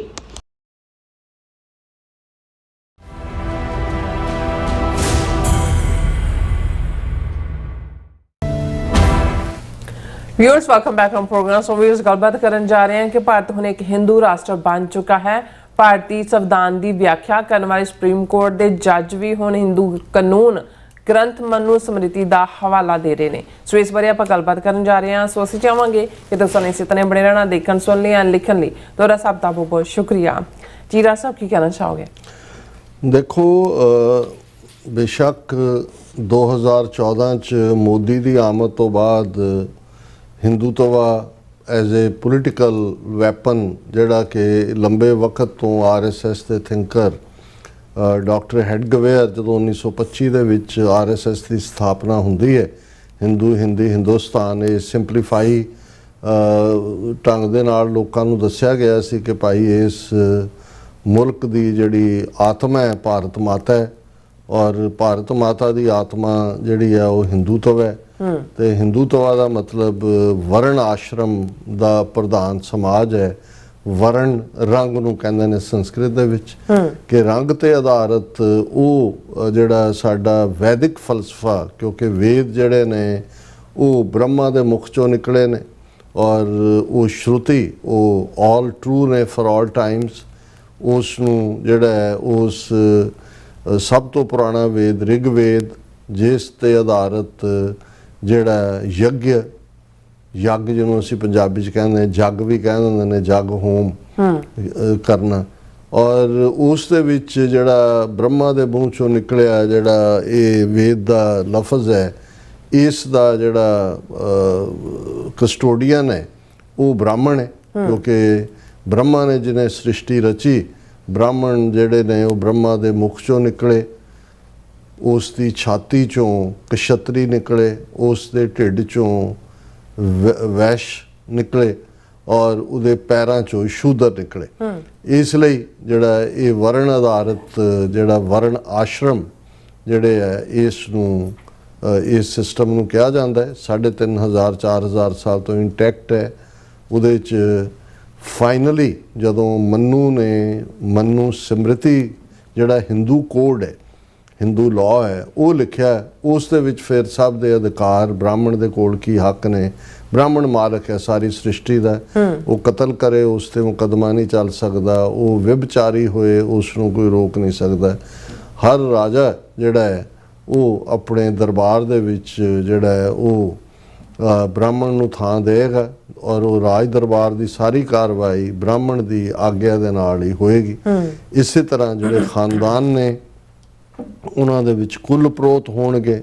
कुल दा ब्राह्मण उहदी मर्जी दे नाल जन्म तो लैके मरण तक और मरण तो बाद भी श्राद्ध सूरज तर्पण और ये सारे होणगे और अल्टीमेटली उस समाज दे विच ब्राह्मण ही जिहड़ा है वो तुहाडे धार्मिक समाजिक आर्थिक सियासी उन्हां दे उत्ते हावी होएगा और उहदा फैसला फाइनल होएगा। कछत्री जिहड़े ने वो ब्राह्मण दी जिहड़ी है वो बैक एंड कॉल ते होणगे जिहड़े कि डिफेंड करना जिन्हां दा काम है, और वैश्य जिहड़े कि जिन्हां दे विच ये बाणियां खेतीबाड़ी दूजे तीजे सारे ये जिहड़े ने इसे यही काम करनगे। और शूदर जिहड़ा है वो बाकी तिन्ना वर्णां की सेवा करेगा क्योंकि वो ब्रह्मा दे पैरां चों निकले, इसलिए उहदे है कि भी उन्हें बाकियां दी और उहदा कोई हकूक नहीं। और एक उस तो भी जिहड़ा इन्हां चारां च भी नहीं सी आया जिहदे च अवर्ण भी उहनूं कहंदे सी, वो अछूत अनटचेबल, वो उन्हां नूं आबादियां दे विच भी रहण दा हक नहीं और उन्हां दे वो चंडाल ने वो की ने उन्हां दे लई अड्ड अड्ड वो पूरे जिहड़े वर्ण ने उन्हां दे विच बड़ी डिटेल है मनु स्मृति ने दित्ती हुई। सो ज़ाहिर है कि शूदरां तो इलावा औरत जिस नूं भी शूदर दे बराबर ही रुतबा दिता गया, मनु स्मृति ने उन्होंने कोडिफाई किया है कि कोई भी औरत कदे भी कल्ली किसी लैवल के उत्ते नहीं रहनी चाहिए। पहला जदों वो अपने जमदी है तो उहदे प्यो उसका जिहड़ा है वो उसका छांटा उन्होंने सीधे रखण लई उहदे कोल है। फिर जदों वो विआही जाती है, कन्यादान लफज ही जिहड़ी है उसके लिए वो दान है, वो गिफ्ट किया है उहदे लड़की दे बाप ने अगले नूं, और फिर वो पति दे छांटे दी मार थले ते जे पति मर गया जे तां ਹੈ ਫਿਰ ਤਾਂ ਔਰਤ ਨੂੰ ਬ੍ਰਾਹਮਣੀ ਨੂੰ ਨਹੀਂ, ਬਾਕੀ ਜਿਹੜੇ ਕਸ਼ਤਰੀ ਔਰ ਉਹਨਾਂ ਨੂੰ ਨਾਲ ਸਤੀ ਹੋਣਾ ਪਏਗਾ ਤਾਂ ਕਿ ਉਹਦੀ ਪ੍ਰਾਪਰਟੀ ਦਾ ਕਲੇਮ ਵੀ। ਅਦਰਵਾਈਜ਼ ਜਿਹੜਾ ਹੈ ਉਹ ਵਿਧਵਾ ਦੇ ਤੌਰ ਦੇ ਉੱਤੇ ਗੁਜ਼ਰ ਕਰੇਗੀ ਆਪਣਾ, ਜਿਹਦੇ 'ਚੋਂ ਨਾ ਕੋਈ ਰੰਗਦਾਰ ਕੱਪੜਾ ਪਾ ਸਕਦੀ ਹੈ, ਨਾ ਕਿਸੇ ਦਾ ਬੱਚਾ ਚੁੱਕੇਗੀ, ਨਾ ਕਿਸੇ ਦਾ ਸਮਾਜਿਕ ਥਾਂ ਦੇ। ਉਹ ਇੱਕ ਵਿਧਵਾ ਵਾਲਾ ਜੀ, ਉਹਨੂੰ ਕੋਈ ਪੁਨਰ ਵਿਆਹ ਦਾ ਹੱਕ ਨਹੀਂ ਹੈ। ਹਾਂ, ਇਹ ਦਿਆਨੰਦ ਨੇ ਔਰ ਦੂਸਰਾ ਇੱਕ ਹੋਰ ਸਿਸਟਮ ਉਹਦੇ 'ਚ ਰੱਖਿਆ, ਨਿਯੋਗ ਪ੍ਰਥਾ, ਜਿਹਨੂੰ ਦਿਆਨੰਦ ਨੇ ਆਪਣੇ ਗ੍ਰੰਥ ਸਤਿਆਰਥ ਪ੍ਰਕਾਸ਼ ਵੀ ਜਸਟੀਫਾਈ ਕੀਤਾ ਹੈ ਕਿ ਭਾਈ ਜੇ ਔਰਤ ਬੱਚਾ ਜੰਮਣ ਦੇ ਸਮਰੱਥ ਨਹੀਂ ਹੈ ਤੇ ਉਹ ਫਿਰ ਰਿਸ਼ੀਆਂ ਦੇ ਕੋਲ ਜਾ ਕੇ ਜਿਹੜੀ ਹੈ ਉਹ ਸੰਤਾਨ ਪ੍ਰਾਪਤੀ ਦੀ ਜਿਹੜੀ ਹੈ ਉਹ ਚਾਹਨਾ ਕਰ ਸਕਦੀ ਹੈ, ਔਰ ਉਸ ਨੂੰ ਉਹਨਾਂ ਨੇ ਧਾਰਮਿਕ ਤੌਰ ਤੇ ਐਕਸੈਪਟ ਕੀਤਾ ਹੈ। ਉਹਦਾ ਨਾਂ ਉਹਨਾਂ ਨੇ ਨਿਯੋਗ ਰੱਖਿਆ ਤਾਂ ਕਿ ਜਿਹੜੇ ਜੰਗਲਾਂ 'ਚ ਬੈਠੇ ਵਿਹਲੇ ਸਾਨ ਵਰਗੇ ਜਿਹੜੇ ਰਿਸ਼ੀ ਸੀ ਉਹ ਇਹੀ ਕੰਮ ਦੇ ਲਈ ਰੱਖੇ ਹੋਏ ਸੀ। ਔਰ ਇਹ ਵੀ ਜਿਹੜਾ ਫਿਰ ਦਿਆਨੰਦ ਨੇ ਜਸਟੀਫਾਈ ਕੀਤਾ ਕਿ ਵੀ ਆਰੀਆ ਕੁਲ ਨੂੰ ਸਥਾਪਿਤ ਰੱਖਣ ਦੇ ਲਈ ਜਿਹੜੀ ਔਲਾਦ ਔਰਤ ਜਿਹੜੀ ਹੈ, ਯਾਨੀ ਉਹ ਚਾਈਲਡ ਬੀਅਰਿੰਗ ਹੀ ਹੈ, ਇਸ ਤੋਂ ਬਿਯੋਂਡ ਉਹਦੇ ਲਈ ਜਿਹੜਾ ਹੈ ਉਹ ਜਸਟੀਫਾਈਡ ਹੈ ਨਿਯੋਗ, ਕਿਉਂਕਿ ਆਰੀਆ ਕੁਲ ਦਾ ਖਾਤਮਾ ਨਾ। ਸੋ ਜਦੋਂ ਤੁਸੀਂ ਉਸ ਲੈਵਲ ਤੇ ਜਾ ਕੇ ਇਹਨਾਂ ਨੂੰ ਦੇਖਦੇ ਹੋ ਤਾਂ ਤੁਸੀਂ ਇੱਕ ਪੇਜ ਦੇ ਉੱਤੇ ਵੀ ਜ਼ਿਆਦਾ ਦੇਰ ਟਿਕ ਨਹੀਂ ਸਕਦੇ ਕਿ ਵੀ ਕਿਵੇਂ ਔਰਤ ਦੇ ਨਾਲ ਕੀ ਜ਼ੁਲਮ ਕੀਤਾ ਹੈ ਇਸ ਵਰਣ ਆਸ਼ਰਮ ਔਰ ਮਨੂ ਸਮ੍ਰਿਤੀ ਦੇ ਥੱਲੇ, ਸ਼ੂਦਰਾਂ ਦੇ ਨਾਲ ਕੀ ਹੋਇਆ ਹਜ਼ਾਰਾਂ ਸਾਲਾਂ ਤੋਂ। ਅੱਜ ਵੀ ਜੇ ਇਹ ਕਹਿਣਾ ਹੋਏ ਕਿ ਭਾਰਤ ਦਾ ਬੇਸ਼ੱਕ ਸੰਵਿਧਾਨ ਬਣਾਉਣ ਲਈ ਤੁਸੀਂ ਡਾਕਟਰ BR ਅੰਬੇਦਕਰ ਨੇ ਬਣਾਤਾ, ਉਹਨਾਂ ਨੇ ਲਿਖਤਾ, ਇਹਨਾਂ ਨੂੰ ਵੀ ਇਸੇ ਕੰਮ ਲਾਤਾ, ਦਲਿਤ ਭਾਈਚਾਰਾ ਵੀ ਉਹਨੂੰ ਬਹੁਤ ਸੈਲੀਬ੍ਰੇਟ ਕਰਦਾ। ਉਹ ਪਹਿਲੀ ਗੱਲ ਤਾਂ ਇਹ ਹੈ ਕਿ ਬਈ ਜਿਹੜਾ ਅੰਬੇਦਕਰ, ਡਾਕਟਰ ਅੰਬੇਦਕਰ ਇਹ ਕਹਿੰਦਾ ਕਿ ਵੀ ਮੈਂ ਹਿੰਦੂ ਜੰਮਿਆ ਪਰ ਮੈਂ ਹਿੰਦੂ ਮਰਨਾ ਨਹੀਂ ਹੈ, ਮੈਂ ਹਿੰਦੂ ਦੇ ਤੌਰ ਤੇ ਨਹੀਂ ਮਰਨਾ ਚਾਹੁੰਦਾ। ਉਹੀ ਅੰਬੇਦਕਰ ਦਾ ਸੰਵਿਧਾਨ ਦਾ ਆਰਟੀਕਲ 25B ਬੋਧੀਆਂ, ਜੈਨੀਆਂ, ਸਿੱਖਾਂ ਨੂੰ ਹਿੰਦੂ ਬਣਾਉਂਦਾ। ਸੋ ਜੇ ਅੰਬੇਦਕਰ ਆਪ ਤਾਂ ਉਹ ਬੁੱਧ ਧਰਮ 'ਚ ਚਲਾ ਗਿਆ, ਲੇਕਿਨ ਉਹ ਬੁੱਧ ਧਰਮ ਵੀ ਅਲਟੀਮੇਟਲੀ ਹਿੰਦੂ ਕਲੌਜ਼ ਦੇ ਥੱਲੇ ਕੋਈ ਅੰਬੇਦਕਰ ਦਾ ਸੰਵਿਧਾਨ ਥੋੜ੍ਹੀ ਹੈ। ਜ਼ਾਹਰ ਹੈ ਵੀ ਇਹ ਇਸ ਲਈ ਸੀ ਕਿ ਡਾਕਟਰ ਅੰਬੇਦਕਰ ਦਾ ਰੋਲ ਉਸ ਕਾਂਸਟੀਟਿਊਐਂਟ ਅਸੈਂਬਲੀ ਦੇ ਵਿੱਚ ਉਹੀ ਸੀ ਜਿਹੜਾ ਸਪੀਕਰ ਦਾ ਪਾਰਲੀਮੈਂਟ ਵਿੱਚ ਹੁੰਦਾ, ਵੀ ਤੂੰ ਖੜਾ ਹੋ ਜਾ, ਤੂੰ ਬੋਲ ਲੈ, ਇਹ ਮੱਦ ਆਈ, ਵੋਟਾਂ ਪਾ ਲਓ, ਬਾਹਾਂ ਖੜੀਆਂ ਕਰਾ ਲਓ, ਕੌਣ ਕਿੱਥੇ, ਇਸ ਤੋਂ ਬਿਯੋਂਡ ਤਾਂ ਕੋਈ ਰੋਲ ਹੀ ਨਹੀਂ ਹੈ। ਅਦਰਵਾਈਜ਼ ਜਿਹੜਾ ਡਾਕਟਰ ਅੰਬੇਦਕਰ ਹਿੰਦੂ ਦੇ ਤੌਰ ਤੇ ਮਰਨਾ ਨਹੀਂ ਚਾਹੁੰਦਾ ਹੈ, ਮਰਿਆ ਵੀ ਉਹ ਬੁੱਧਿਸਟ ਦੇ ਤੌਰ ਤੇ, ਉਹ ਬੋਧੀਆਂ, ਜੈਨੀਆਂ ਤੇ ਸਿੱਖਾਂ ਨੂੰ ਹਿੰਦੂਆਂ ਦੇ ਉਸ ਪੰਜਾਲੀ ਦੇ ਵਿੱਚ ਫਸਾ ਕੇ ਤੁਰ ਗਿਆ। ਇਹ ਕਿਸ ਕਿਸਮ ਦਾ ਸੰਵਿਧਾਨ ਹੈ ਜੀ। ਲੇਕਿਨ ਉਦੋਂ ਵੀ ਜਦੋਂ ਇਹ ਸੰਵਿਧਾਨ ਬਣ ਵੀ ਗਿਆ, ਦੂਜਾ ਵੀ ਅਲਟੀਮੇਟਲੀ ਜੇ ਤੁਸੀਂ 80 ਸਾਲਾਂ ਦੀ ਫੰਕਸ਼ਨਿੰਗ ਦੇਖੋ ਤੇ ਉਸ ਦੀ ਜਦੋਂ ਇਹ ਕਿਹਾ ਜਾਂਦਾ ਵੀ letter and spirit of constitution, ਹੁਣ ਲੈਟਰ ਤਾਂ ਲਫ਼ਜ਼ ਹੁੰਦੇ ਨੇ, ਲਫ਼ਜ਼ਾਂ ਦੀ ਇੰਟਰਪ੍ਰੀਟੇਸ਼ਨ ਕਿਹਨੇ ਕਰਨੀ ਹੈ? ਜੱਜ ਨੇ ਕਰਨੀ ਹੈ। ਜੱਜ ਦੇ ਵਿੱਚ ਤਾਂ ਮਨੂ ਬੈਠਾ ਹੋਇਆ, ਉਹਦੇ 'ਚ ਤਾਂ ਰਿਗਵੇਦ ਬੈਠਾ ਹੋਇਆ, ਉਹਦੇ 'ਚ ਤਾਂ ਬ੍ਰਾਹਮਣ ਬੈਠਾ, ਉਹਦੀ ਇੰਟਰਪ੍ਰੀਟੇਸ਼ਨ ਸਿੱਖ ਕਹਿੰਦੇ ਨੇ ਜੀ ਸਾਨੂੰ ਇਨਸਾਫ ਨਹੀਂ ਮਿਲਿਆ, ਨਵੰਬਰ 84 42 ਸਾਲ ਹੋ ਗਏ, ਕਿਹਦੇ ਤੋਂ ਤੁਸੀਂ ਇਨਸਾਫ ਮੰਗਦੇ ਹੋ? ਉਹੀ ਹਾਲ ਹੈ, ਕਮਿਸ਼ਨ ਬਣਾ ਦਿਓ ਜੀ, ਸ਼ਡਿਊਲ ਕਾਸਟ ਕਮਿਸ਼ਨ ਬਣਾ ਦਿਓ, ਕੰਪਲੇਨ ਕਰੋ, ਮਹਿਲਾ ਆਯੋਗ ਬਣਾ ਦਿਓ। ਦੂਜਾ ਤੁਸੀਂ ਉਹਨਾਂ ਮਹਿਲਾਵਾਂ ਦਾ ਹਾਲ ਦੇਖ ਲਓ, ਆ ਹਿੰਦੂ ਤਵੀਆਂ ਦੇ ਦੋ ਚੱਲ ਰਿਹਾ ਪਾਰਟ। ਹੁਣ ਅਸੀਂ ਇਸ ਲਈ ਜਦੋਂ ਕਿ ਹੁੰਦਾ ਹੈ ਕਿ ਬਈ ਅਸੀਂ ਇਹ ਕਹਿੰਦੇ ਵੀ ਆਲਰੇਡੀ ਲੈਟਰ ਜਿਹੜੇ ਕਨਸਟੀਟਿਊਸ਼ਨ ਦੇ ਸੋ ਕਾਲਡ ਸੈਕੂਲਰ ਕਨਸਟੀਟਿਊਸ਼ਨ ਦੇ ਨਾਂ ਥੱਲੇ ਰਹੇ ਨੇ, ਉਹ ਵੀ ਬਹੁਤ ਜਲਦੀ ਮਨੂ ਸਮ੍ਰਿਤੀ ਹੀ ਸੰਵਿਧਾਨ ਹੋਏਗਾ ਉਸ ਧਰਤੀ ਦੇ ਉੱਤੇ, ਕਿਉਂਕਿ ਉਹਨਾਂ ਨੇ ਆਲਰੇਡੀ ਇਹ ਡਿਸਾਈਡ ਕਿ ਇਹੀ ਕਾਰਨ ਸੀ ਕਿ ਕਦੇ ਵੀ RSS ਦੇ ਤਾਂ ਕਿੰਨੇ ਸਾਲ 40-30 ਸਾਲ ਤਿਰੰਗਾ ਵੀ ਨਹੀਂ ਸੀ ਝੂਲਦਾ, ਕਿਉਂਕਿ ਜਿਹੜਾ ਝੰਡਾ ਵੀ ਹੋਏਗਾ ਇੰਡੀਆ ਦਾ ਉਹੀ ਜਿਹੜਾ ਉਹਨਾਂ ਦਾ RSS ਦਾ ਧਵਜ ਹੈ, ਫਲੈਗ ਹੈ, ਭਗਵਾ। ਔਰ ਉਹਨਾਂ ਨੇ ਕਦੇ ਸੰਵਿਧਾਨ, ਤੁਸੀਂ ਕਾਂਸਟੀਟਿਊਐਂਟ ਅਸੈਂਬਲੀ ਦੀ ਡਿਬੇਟ ਦੇਖ ਲਓ, ਤੁਹਾਨੂੰ ਸਮਝ ਆ ਜਾਏਗਾ ਕਿ ਭਾਈ ਉੱਥੇ ਕੀ ਚੱਲ ਰਿਹਾ ਸੀ। ਉਸ ਹੁਣ ਹਿੰਦੂ ਤਵੀਆਂ ਦੇ ਕੋਲ ਪੂਰੀ ਪਾਵਰ ਹੈ, ਉਹਨਾਂ ਦੇ ਜੱਜ ਨੇ, ਉਹੀ ਜੱਜ ਨੇ ਜਿਹੜੇ ਬਾਬਰੀ ਮਸਜਿਦ ਨੂੰ ਜਿਹੜਾ ਉਹ ਮੰਦਰ 5.5 ਸਦੀਆਂ ਬਾਅਦ ਇਹ ਕਹਿੰਦੇ ਨੇ ਕਿ ਬੇਸ਼ੱਕ ਕੋਈ ਪ੍ਰੂਫ ਨਹੀਂ ਹੈ ਵੀ ਇੱਥੇ ਕੋਈ ਮੰਦਰ ਐਗਜ਼ਿਸਟ ਕਰਦਾ ਸੀ, ਪਰ ਬਹੁ ਗਿਣਤੀ ਦੀਆਂ ਭਾਵਨਾਵਾਂ ਨੂੰ ਮੱਦੇ-ਨਜ਼ਰ ਰੱਖਦੇ ਅਸੀਂ ਇਸ ਨੂੰ ਜਿਹੜਾ ਉਹ ਹਿੰਦੂਆਂ ਦੇ ਹਵਾਲੇ ਕਰ ਰਹੇ ਹਾਂ। ਉਹੀ ਹਾਲ ਹੁਣ ਭੋਜਸ਼ਾਲਾ ਕਿ ਕੀ ਹੈ ਰਾਜਸਥਾਨ ਕੇ ਮੱਧ ਪ੍ਰਦੇਸ਼ ਤੇ ਇੱਕ ਹੋਰ ਜਿਹੜੀ ਮਸਜਿਦ ਜਾਂ ਦਰਗਾਹ ਸੀ ਉਸ ਦਾ ਹਵਾਲਾ ਦੇ ਕੇ ਉਹਨੂੰ ਵੀ ਮੰਦਰ ਵਾਲਿਆਂ ਦੇ ਹਵਾਲੇ ਕਰਤਾ। ਔਰ ਤੁਹਾਨੂੰ ਰੋਜ਼ਾਨਾ ਕੁਛ ਨਾ ਕੁਛ ਐਸਾ ਦੇਖਣ ਨੂੰ ਔਰ ਜਿਹੜੀ ਬ੍ਰਾਹਮਣਵਾਦੀ ਸੋਚ ਹੈ ਉਹ ਕੀ ਹੈ, ਉਹ ਕਾਕਰੋਚ ਜਨਤਾ ਪਾਰਟੀ ਦੱਸ ਦਿੰਦੇ ਕਿ ਚੀਫ ਜਸਟਿਸ ਜੇ ਹੁਣ ਜਿਹੜੇ ਅਨਇੰਪਲੋਇਡ ਨੌਜਵਾਨ ਨੇ ਜਿਨ੍ਹਾਂ 'ਚ ਮੈਜੋਰਿਟੀ, ਕਿਉਂਕਿ ਜੇ ਤੁਸੀਂ ਪਾਪੂਲੇਸ਼ਨ ਦਾ ਬ੍ਰੇਕਅਪ ਦੇਖੋ ਤੇ ਆਲਮੋਸਟ 85% ਭਾਰਤ ਦੇ ਲੋਕ Shudra, backward class, other backward class, scheduled caste, scheduled tribe ਇਸ ਕੈਟਾਗਰੀ 'ਚ ਨੇ। ਲੈਸ ਦੈਨ 15% 15% ਬ੍ਰਾਹਮਣ ਔਰ ਕਸ਼ਤਰੀ ਨੇ, ਔਰ ਉਹਨਾਂ 'ਚੋਂ ਵੀ ਬ੍ਰਾਹਮਣ 3.5-4% ਹੋਣਗੇ ਵੱਧ ਤੋਂ। ਲੇਕਿਨ ਕੰਟਰੋਲ ਉਹਨਾਂ ਦਾ ਹੈ, ਸਿਸਟਮ ਉਹਨਾਂ ਦਾ ਹੈ। ਔਰ ਉਹ ਜਿਹੜਾ ਸੂਰਿਆਕਾਂਤ ਨਾਂ ਦਾ ਚੀਫ ਜਸਟਿਸ ਉਹ ਹੈ, ਉਹ ਜਦੋਂ ਕੋਈ ਪਟੀਸ਼ਨ ਆਉਂਦੀ ਹੈ ਸਾਹਮਣੇ ਤੇ ਉਹ ਇਹ ਕਹਿੰਦਾ ਕਿ ਵੀ ਆ ਜਿਹੜੇ ਅਨਪੜ੍ਹ ਜਿਹੜੇ ਅਨਇੰਪਲੋਇਡ ਜਾਂ ਦੂਜੇ ਨੇ, ਦੇ ਆਰ ਲਾਈਕ ਕਾਕਰੋਚਿਸ ਐਂਡ ਪੈਰਾਸਾਈਟਸ। ਹੁਣ ਮਤਲਬ ਇਹ ਬ੍ਰਾਹਮਣ ਦੇ ਮਾਈਂਡ 'ਚ ਜੇ 3000 ਸਾਲ ਉਹਨਾਂ ਨੇ ਸ਼ੂਦਰ ਔਰਤ ਉਹਦੇ ਮੁੱਢਲੇ ਹੱਕ ਨਹੀਂ, ਉਹਨਾਂ ਦੇ ਲਈ ਤਾਂ ਕਾਕਰੋਚ ਹੀ ਹੋ ਤੁਸੀਂ। ਮੈਜੋਰਿਟੀ ਜੇ 43 ਲੱਖ ਬੰਦਾ ਕੋਵਿਡ-19 ਦੇ ਵਿੱਚ ਮਰਿਆ, ਹਰ ਤੀਸਰਾ ਦੁਨੀਆ 'ਚ ਮਰਨ ਵਾਲਾ ਬੰਦਾ ਹਿੰਦੁਸਤਾਨੀ ਹੈ, ਕਿਹਨੇ ਕੀ ਪਰਵਾਹ ਹੈ ਉਹਨਾਂ ਦੇ ਲਈ? ਤਾਂ ਇਹ ਮਰਨ ਦੇ, ਇਹ ਤਾਂ ਕਾਕਰੋਚ ਨੇ ਸਾਰੇ, ਇਹ ਤਾਂ ਨਹੀਂ ਦੂਸਰੇ। ਔਰ ਤੁਹਾਨੂੰ ਉਹਨਾਂ ਦੇ ਫੈਸਲਿਆਂ 'ਚੋਂ ਉਹ ਬੋ ਆਉਂਦੀ ਹੈ। ਹੁਣ ਬੇਸ਼ੱਕ ਕੇਸ ਤਾਂ ਇਹ ਸੀ ਕਿ ਬਈ ਜਿਹੜੀ ਮੇਲ ਫੀਮੇਲ ਰੇਸ਼ੋ ਹੈ ਉਹ ਘਟ ਰਹੀ ਹੈ, ਵੀ 1000 ਮੇਲ ਦੇ ਪਿੱਛੇ 900 ਤੋਂ ਘੱਟ ਔਰਤਾਂ ਨੇ, ਕਿਉਂਕਿ ਫੀਮੇਲ ਇਨਫੈਂਟੀਸਾਈਡ, ਸੈਕਸ ਡਿਟਰਮੀਨੇਸ਼ਨ ਟੈਸਟ ਜਦੋਂ ਤੁਸੀਂ ਅਲਟਰਾਸਾਊਂਡ ਕਰਦੇ ਹੋ, ਮੁੰਡਾ ਕਿ ਕੁੜੀ ਹੈ ਪਤਾ ਲੱਗਦਾ ਹੈ, ਉਹ ਕਲੀਨਿਕ 'ਤੇ ਜਾ ਕੇ ਤੇ ਉਹਨੂੰ ਜਿਹੜਾ ਉਹ ਬੱਚੀਆਂ ਨੂੰ ਮਾਰ ਦਿੰਦੇ ਨੇ, ਅਬੋਰਟ ਕਰ ਦਿੰਦੇ ਨੇ। ਹੁਣ ਇਹਦੇ 'ਤੇ ਲਾਅ ਬਣਿਆ ਹੋਇਆ ਕਿ ਜੀ ਇਹ ਇਲੀਗਲ ਹੈ। ਦੂਜਾ ਇਲੀਗਲ ਜਦੋਂ ਦਾ ਬਣਾਇਆ ਹੋਇਆ ਉਦੋਂ ਉਹਦਾ ਭਾਅ ਵੱਧ ਗਿਆ। ਜਿਹੜੇ ਪ੍ਰਾਈਵੇਟ ਕਲੀਨਿਕ ਜਾਂ ਦੂਜੇ ਕਰਦੇ ਨੇ, ਜੇ 5000 ਲੈਂਦੇ ਸੀ ਉਹ 15000 ਲੈਂਦੇ ਨੇ। ਨਾ ਨਾ ਨਾ ਜੀ, ਇਹ ਬਹੁਤ ਸਖਤ ਕੰਮ ਹੈ। ਹੁਣ ਸੁਪਰੀਮ ਕੋਰਟ ਉਸ ਕੇਸ ਦੇ ਵਿੱਚ ਇੱਕ ਕਮੈਂਟ ਕਰ ਰਿਹਾ ਤੇ ਹੁਣ ਤੁਸੀਂ ਇਹਨਾਂ ਦੇ ਆਪਣੇ ਮੀਡੀਆ ਦੀ headline, supreme court courts Manu Smriti to drive home message against female foeticide. ਉਹਨਾਂ ਨੇ ਹੁਣ ਉਹ ਕੇਸ ਲੱਗਾ ਤੇ ਸੁਪਰੀਮ ਕੋਰਟ ਦੇ ਜਿਹੜੇ ਹਿੰਦੂਤਵੀ ਜੱਜ ਨੇ, ਜਿਨ੍ਹਾਂ ਦੇ ਵਿੱਚ ਜਸਟਿਸ ਸੰਜੇ ਕਰੋਲ ਤੇ ਜਸਟਿਸ ਪ੍ਰਸ਼ਾਂਤ ਕੁਮਾਰ ਮਿਸ਼ਰਾ, ਉਹ ਮਨੂ ਸਮ੍ਰਿਤੀ ਦਾ ਸ਼ਲੋਕ ਕੋਟ ਕਰ ਰਹੇ ਨੇ।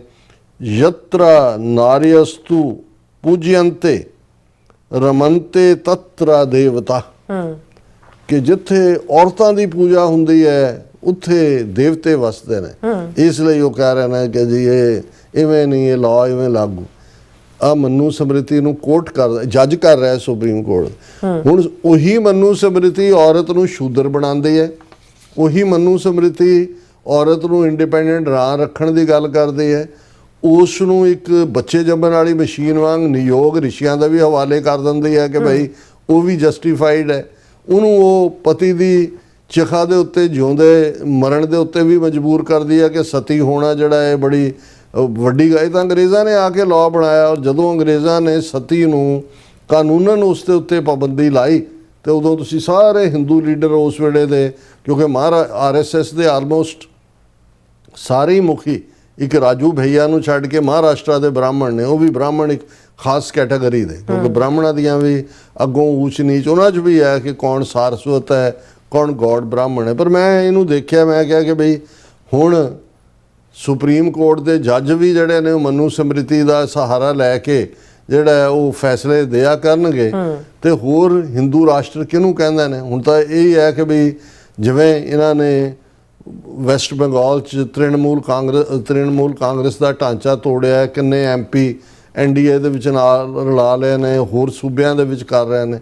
ਜਦੋਂ ਇਹਨਾਂ ਦੇ ਕੋਲ ਅਜੇ ਤੱਕ ਤਾਂ ਇਹ ਸੀ ਕਿ ਵੀ ਨਤੀਸ਼ ਕੁਮਾਰ ਦੀ ਪਾਰਟੀ ਔਰ ਨਾਇਡੂ ਦੀ ਪਾਰਟੀ ਦੇ ਸਹਾਰੇ BJP ਨੂੰ ਤਾਂ 240 ਸੀਟਾਂ ਮਿਲੀਆਂ, ਐਬਸੋਲੂਟ ਮੈਜੋਰਿਟੀ ਵੀ ਨਹੀਂ। ਪਰ ਜਦੋਂ ਇਹਨਾਂ ਕੋਲ ਆਪਣਾ ਪੂਰਾ ਹੋਇਆ, ਇਹਨਾਂ ਨੇ ਇੱਕ ਗੋ ਦੇ ਵਿੱਚ ਹੀ ਇਹ ਕਹਿਣਾ ਕਿ ਵੀ ਇਹ ਜਿਹੜਾ ਸੰਵਿਧਾਨ ਜਿਹਨੂੰ ਸੋ ਕਾਲਡ ਅੰਬੇਦਕਰ ਦਾ ਲਿਖਿਆ ਹੈ, ਗਾਂਧੀ ਵਰਗੇ ਦਾ ਲਿਖਿਆ ਹੋਇਆ ਹੈ, ਜਾਂ ਗਾਂਧੀ ਦੀ ਸਪਿਰਿਟ ਸੈਕੂਲਰਿਜ਼ਮ ਦੇ ਨਾਂ ਥੱਲੇ ਹੈ, ਇਹਨੂੰ ਅਸੀਂ ਰਿਜੈਕਟ ਕਰਦੇ ਹਾਂ। ਔਰ ਆਲਰੇਡੀ ਹੁਣ ਜਿਹੜੇ ਡਿਗਨਿਟਰੀ ਜਾਂਦੇ ਨੇ ਉਹਨਾਂ ਨੂੰ ਗੀਤਾ ਭੇਟ ਕਰਦੇ ਨੇ ਸਰਕਾਰੀ ਖਰਚੇ ਤੇ ਰਾਮ ਮੰਦਰ ਦੇ ਨਾਂ ਥੱਲੇ, ਔਰ ਕਿੰਨਾ ਕੁਛ ਹੀ ਉੱਥੇ ਹਿੰਦੂਤਵਾ ਦਾ ਹੀ ਚਾਰ ਚਫੇਰਾ ਪਸਾਰਾ। ਹੁਣ ਬਸ ਇੱਕ ਗੋ ਹੈ ਜਿਹਦੇ 'ਚ ਉਹਨਾਂ ਨੇ ਕਹਿਣਾ ਵੀ ਆਹ ਸੰਵਿਧਾਨ ਸੁੱਟੋ ਗੰਗਾ ਦੇ ਪਾਣੀਆਂ ਦੇ ਵਿੱਚ ਔਰ ਮੰਨੂ ਜੀ ਦਾ ਸੰਵਿਧਾਨ ਲਿਆਓ ਮੰਨੂ ਸਿਮਰਤੀ। ਜੀ ਰਾਸਾ ਤੁਹਾਡਾ ਬਹੁਤ ਬਹੁਤ ਧੰਨਵਾਦ। ਸਾਥ ਲੈਣ ਬ੍ਰੇਕ ਫਿਓਰਸ ਤੋਂ ਸੁਣਾਈ ਇਸ ਤਰ੍ਹਾਂ ਬਣੇ ਰਹਿਣਾ। ਮਿਲਦੇ ਹਾਂ ਛੋਟੇ ਜਿਹੇ ਬ੍ਰੇਕ ਤੋਂ ਬਾਅਦ।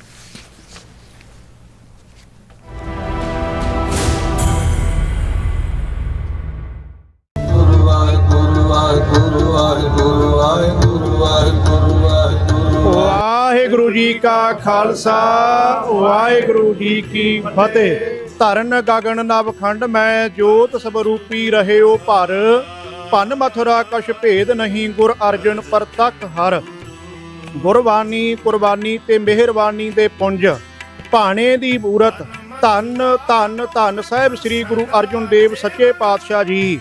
ਤਿਨਾਂ ਦੇ ਸ਼ਹੀਦੀ ਦਿਹਾੜਿਆਂ ਨੂੰ ਸਮਰਪਿਤ ਦਾ Sikh centre of New York Inc, Gurdwara Sahib Flushing ਤੇ ਗੁਰਦੁਆਰਾ ਸਾਹਿਬ ਕੁਲੀਨ ਵਿਲੇਜ ਦੀਆਂ ਸਮੂਹ ਸਿੱਖ ਸੰਗਤਾਂ ਵੱਲੋਂ ਰਲ ਮਿਲ ਕਰਕੇ ਟਰਾਈ ਸਟੇਟ ਦੀਆਂ ਸਮੂਹ ਸਿੱਖ ਸੰਗਤਾਂ, ਗੁਰਦੁਆਰਾ ਸਾਹਿਬਾਨਾਂ ਦੀਆਂ ਪ੍ਰਬੰਧਕ ਕਮੇਟੀਆਂ ਤੇ ਧਾਰਮਿਕ ਜਥੇਬੰਦੀਆਂ ਦੇ ਸਹਿਯੋਗ ਦੇ ਨਾਲ 13 ਜੂਨ ਦਿਨ ਸ਼ਨੀਚਰਵਾਰ ਨੂੰ ਗੁਰਦੁਆਰਾ ਸਾਹਿਬ ਕੁਲੀਨ ਵਿਲੇਜ ਵਿਖੇ 11 ਵਜੇ ਨਗਰ ਕੀਰਤਨ ਦੇ ਸਮਾਗਮ ਰੱਖੇ ਗਏ ਹਨ।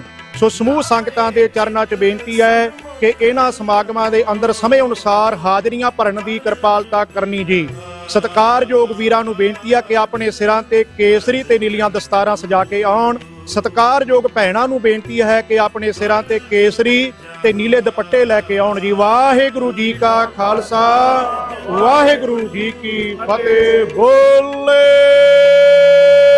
ਸੋ ਨਿਹਾਲ।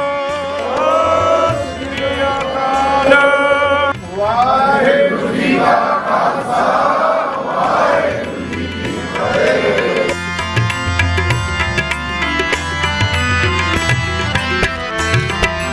ਤੁਸੀਂ ਵੇਖ ਰਹੇ ਹੋ ਟੀਵੀ 84, ਇੱਕ ਅਜਿਹਾ ਚੈਨਲ ਜੋ ਪਾਬੰਦੀਆਂ ਦੇ ਬਾਵਜੂਦ ਵੀ ਸੱਚ ਨੂੰ ਆਧਾਰ ਬਣਾ ਕੇ ਸਿੱਖ ਸੰਘਰਸ਼, ਸਿੱਖ ਨਜ਼ਰੀਏ ਅਤੇ ਕੌਮੀ ਮੁੱਦਿਆਂ ਨੂੰ ਨਿਡਰਤਾ ਨਾਲ ਸਾਹਮਣੇ ਰੱਖਦਾ ਆ ਰਿਹਾ ਹੈ। ਹੁਣ ਇੱਕ ਵਾਰ ਫਿਰ ਭਾਰਤ ਵਿੱਚ ਟੀਵੀ 84 ਨੂੰ ਰਿਸਟ੍ਰਿਕਟ ਕਰ ਦਿੱਤਾ ਗਿਆ। ਸੱਚ ਨੂੰ ਦਬਾਇਆ ਤਾਂ ਜਾ ਸਕਦਾ ਹੈ ਪਰ ਮਿਟਾਇਆ ਨਹੀਂ।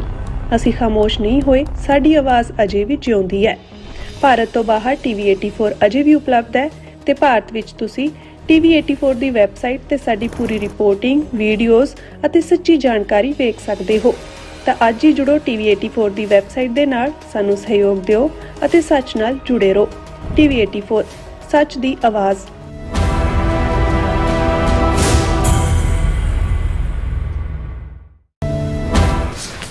Viewers welcome back to programme. So viewers ਗੱਲਬਾਤ ਕਰਨ ਜਾ ਰਹੇ ਹਾਂ ਕਿ ਯੂਕੇ ਵਿੱਚ ਕਿਰਪਾਨ ਦਾ ਮੁੱਦਾ ਕਾਫੀ ਗਰਮਾਇਆ ਹੋਇਆ ਹੈ, ਜਿਸ ਦਾ ਪਰਛਾਵਾਂ ਹੋਰ ਮੁਲਕਾਂ ਵਿੱਚ ਵੀ ਸਿੱਖਾਂ ਲਈ ਪਰੇਸ਼ਾਨੀ ਦਾ ਸਬਬ ਬਣਿਆ ਹੋਇਆ ਹੈ। ਸੋ ਇਸ ਦੌਰਾਨ ਵਰਲਡ ਸਿੱਖ ਆਰਗੇਨਾਈਜੇਸ਼ਨ ਕੈਨੇਡਾ ਨੇ ਇੱਕ ਵੱਡੀ ਸਫਲਤਾ ਪ੍ਰਾਪਤ ਕੀਤੀ ਹੈ। ਫੀਫਾ ਵਰਲਡ ਕੱਪ 2026 ਦੇ ਕੈਨੇਡਾ ਦੇ ਵੈਨਕੂਵਰ ਅਤੇ ਟੋਰਾਂਟੋ ਵਿੱਚ ਹੋਣ ਵਾਲੇ ਮੈਚਾਂ ਵਿੱਚ ਸਿੱਖ ਕਿਰਪਾਨ ਪਾ ਕੇ ਜਾ ਸਕਣਗੇ। ਇਸ ਕਾਮਯਾਬੀ ਲਈ ਅਸੀਂ ਵਰਲਡ ਸਿੱਖ ਆਰਗੇਨਾਈਜੇਸ਼ਨ ਨੂੰ ਵਧਾਈ ਦਿੰਦੇ ਹਾਂ। ਸੋ ਇਸ ਬਾਰੇ ਆਪਾਂ ਗੱਲਬਾਤ ਕਰਨ ਜਾ ਰਹੇ ਹਾਂ। ਸੋ ਅਸੀਂ ਚਾਹਾਂਗੇ ਕਿ ਤੁਸੀਂ ਇਸੇ ਤਰ੍ਹਾਂ ਬਣੇ ਰਹਿਣਾ। ਦੇਖਣ ਸੁਣਨ ਲਈ ਜਾਂ ਲਿਖਣ ਲਈ ਤੁਹਾਡਾ ਸਭ ਦਾ ਬਹੁਤ ਬਹੁਤ ਧੰਨਵਾਦ ਜੀ। ਡਾਕਟਰ ਸਾਹਿਬ ਕੀ ਕਹਿਣਾ ਚਾਹੋਗੇ? ਦੇਖੋ, ਜਿਹੜਾ ਵਾਕਿਆ ਦਸੰਬਰ 2025 ਦੇ ਵਿੱਚ ਇੰਗਲੈਂਡ ਦੇ ਵਿੱਚ ਸਾਊਥਹੈਂਪਟਨ ਸਿਟੀ ਦੇ ਵਿੱਚ ਹੋਇਆ, ਜਿਸ ਦਾ ਫੈਸਲਾ ਕੁਝ ਹਫ਼ਤੇ ਪਹਿਲਾਂ ਜਿਹੜਾ ਅਦਾਲਤੀ ਫੈਸਲੇ ਮੁਤਾਬਕ ਉਸ ਵਿਕਰਮ ਨਾਂ ਦੇ 23 ਸਾਲਾ ਸਿੱਖ ਨੌਜਵਾਨ ਨੂੰ 21 ਸਾਲ ਦੀ ਉਮਰ ਕੈਦ ਹੋਈ ਔਰ ਬੇਗੁਨਾਹ 18 ਸਾਲ ਦਾ ਮਿਸਟਰ ਨੌਰਵਾਕ ਮਾਰਿਆ ਗਿਆ। ਔਰ ਉਹਨੂੰ ਆਧਾਰ ਬਣਾ ਕੇ ਜਿਵੇਂ ਰੇਸਿਸਟ ਲੋਕਾਂ ਨੇ ਖਾਸ ਤੌਰ ਤੇ ਯੂਕੇ ਦੇ ਵਿੱਚ ਰਿਫਾਰਮ ਪਾਰਟੀ ਔਰ ਇਸ ਜੀਵਨ ਐਲਨ ਮਸਕ ਵਰਗੇ ਔਰ ਵਾਈਸ ਪ੍ਰੈਜ਼ੀਡੈਂਟ ਜੇਡੀ ਵੈਂਸ ਵੀ ਆਪਣਾ ਏਜੰਡਾ, ਕਿਉਂਕਿ ਇਹ ਸਭ ਐਂਟੀ ਇਮੀਗ੍ਰੈਂਟ ਖਾਤੇ ਦੇ ਵਿੱਚ ਪਾਣਾ ਹੁੰਦਾ ਹੈ, ਉਸ ਨੂੰ ਇਸ ਕਦਰ ਉਭਾਰਿਆ ਹੈ। ਈਵਨ ਮੈਨੂੰ ਹੈਰਾਨੀ ਹੋਈ ਕਿ ਵੀ ਟੱਕਰ ਕਾਰਲਸਨ, ਜਿਹੜਾ ਅਦਰਵਾਈਜ਼ ਬੜਾ ਈਰਾਨ ਜੰਗ ਦੇ ਮਾਮਲੇ ਜਾਂ ਦੂਸਰੇ 'ਚ ਬੜਾ ਬੈਲੈਂਸ, ਕਿਉਂਕਿ ਆਇਆ ਤਾਂ ਮੇਕ ਅਮਰੀਕਾ ਗ੍ਰੇਟ ਅਗੇਨ ਤੋਂ ਹੀ ਹੈ, ਪ੍ਰੈਜ਼ੀਡੈਂਟ ਟਰੰਪ ਦਾ ਮੇਨ ਸਪੋਰਟ ਬੇਸ, ਉਹਨੇ ਵੀ ਇਹਨੂੰ ਆਧਾਰ ਬਣਾ ਕੇ 1 ਘੰਟੇ ਦਾ ਜਿਹੜਾ ਹੈ ਉਹ ਪੂਰਾ ਆਪਣਾ ਪੋਡਕਾਸਟ ਕੀਤਾ ਹੈ, ਜਿਹਦੇ ਥੱਲੇ ਜਿਹੜਾ ਹੈ। ਔਰ ਇਹ ਵੀ ਡਿਬੇਟ ਹੁਣ ਬਹੁਤ ਸਾਰੇ ਮੀਡੀਆ ਆਊਟਲੈਟ ਜਿਹੜੇ ਇਸ ਕਿਸਮ ਦੇ ਸੈਂਸਿਟਿਵ ਮੁੱਦੇ ਨੂੰ ਵੀ ਜਿਹੜਾ ਹੈ ਉਹ ਸੈਲਿੰਗ ਚਿਪ ਬਣਾਉਂਦੇ ਨੇ। ਉਹ ਈਵਨ ਵੋਟਿੰਗ ਵੀ ਕਰਵਾ ਰਹੇ ਨੇ ਕਿ ਕੀ ਇੱਕ ਮੁਲਕ ਦੇ ਵਿੱਚ 2 ਕਾਨੂੰਨ ਹੋਣੇ ਚਾਹੀਦੇ ਨੇ, ਕਿ ਸਾਰੇ ਸ਼ਹਿਰੀਆਂ ਦੇ ਲਈ ਕੋਈ ਕਾਨੂੰਨ ਨਹੀਂ ਹੋਣਾ ਚਾਹੀਦਾ ਕਿ ਕੋਈ ਵੈਪਨ ਨਹੀਂ ਰੱਖ ਸਕਦਾ ਔਰ ਕੀ ਸਿੱਖਾਂ ਨੂੰ ਐਗਜ਼ੈਂਪਸ਼ਨ ਦੇਣੀ ਚਾਹੀਦੀ। ਜ਼ਾਹਰ ਹੈ ਮੈਜੋਰਿਟੀ ਜਿਹੜੇ ਨੇ ਉਹ ਤਾਂ ਇਹੀ ਕਹਿਣਗੇ ਕਿ ਜੀ ਕਿਉਂ ਹੋਣਾ ਚਾਹੀਦਾ ਜੋ ਕੰਮ ਉੱਥੇ ਇੰਡੀਆ 'ਚ ਹਿੰਦੂ ਕਰ ਰਹੇ ਨੇ, ਹਿੰਦੂ ਤੋਂ ਵੀ, ਕਿ ਜੀ ਇੱਥੇ ਜਿਹੜਾ ਕਿਉਂ ਨਹੀਂ ਜਿਹੜਾ ਯੂਨੀਫਾਰਮ ਸਿਵਲ ਕੋਡ ਕਿਉਂ ਨਹੀਂ ਹੋ ਸਕਦਾ, ਮੁਸਲਿਮ ਪਰਸਨਲ ਲਾਅ ਕਿਉਂ ਹੈ, ਉਹਨਾਂ ਦੇ ਮਜ਼ਹਬੀ ਕਾਨੂੰਨ, ਮਜ਼ਹਬੀ ਉਹਨਾਂ ਨੂੰ ਹੱਕ ਕਿਉਂ ਮਜ਼ਹਬੀ ਕਾਨੂੰਨ ਥੱਲੇ। ਉਹੀ ਬਿਲਕੁਲ ਤੁਸੀਂ ਮੈਜੋਰੀਟੇਰੀਅਨਿਜ਼ਮ ਦੇ ਵਿੱਚ ਨਫ਼ਰਤ ਫੈਲਾ ਕੇ ਜਿਹੜੇ ਦੂਸਰਿਆਂ ਦੇ ਹਕੂਕ ਨੇ ਉਹਨਾਂ ਦੇ ਉੱਤੇ ਤੁਸੀਂ ਛਾਪਾ ਮਾਰੋ।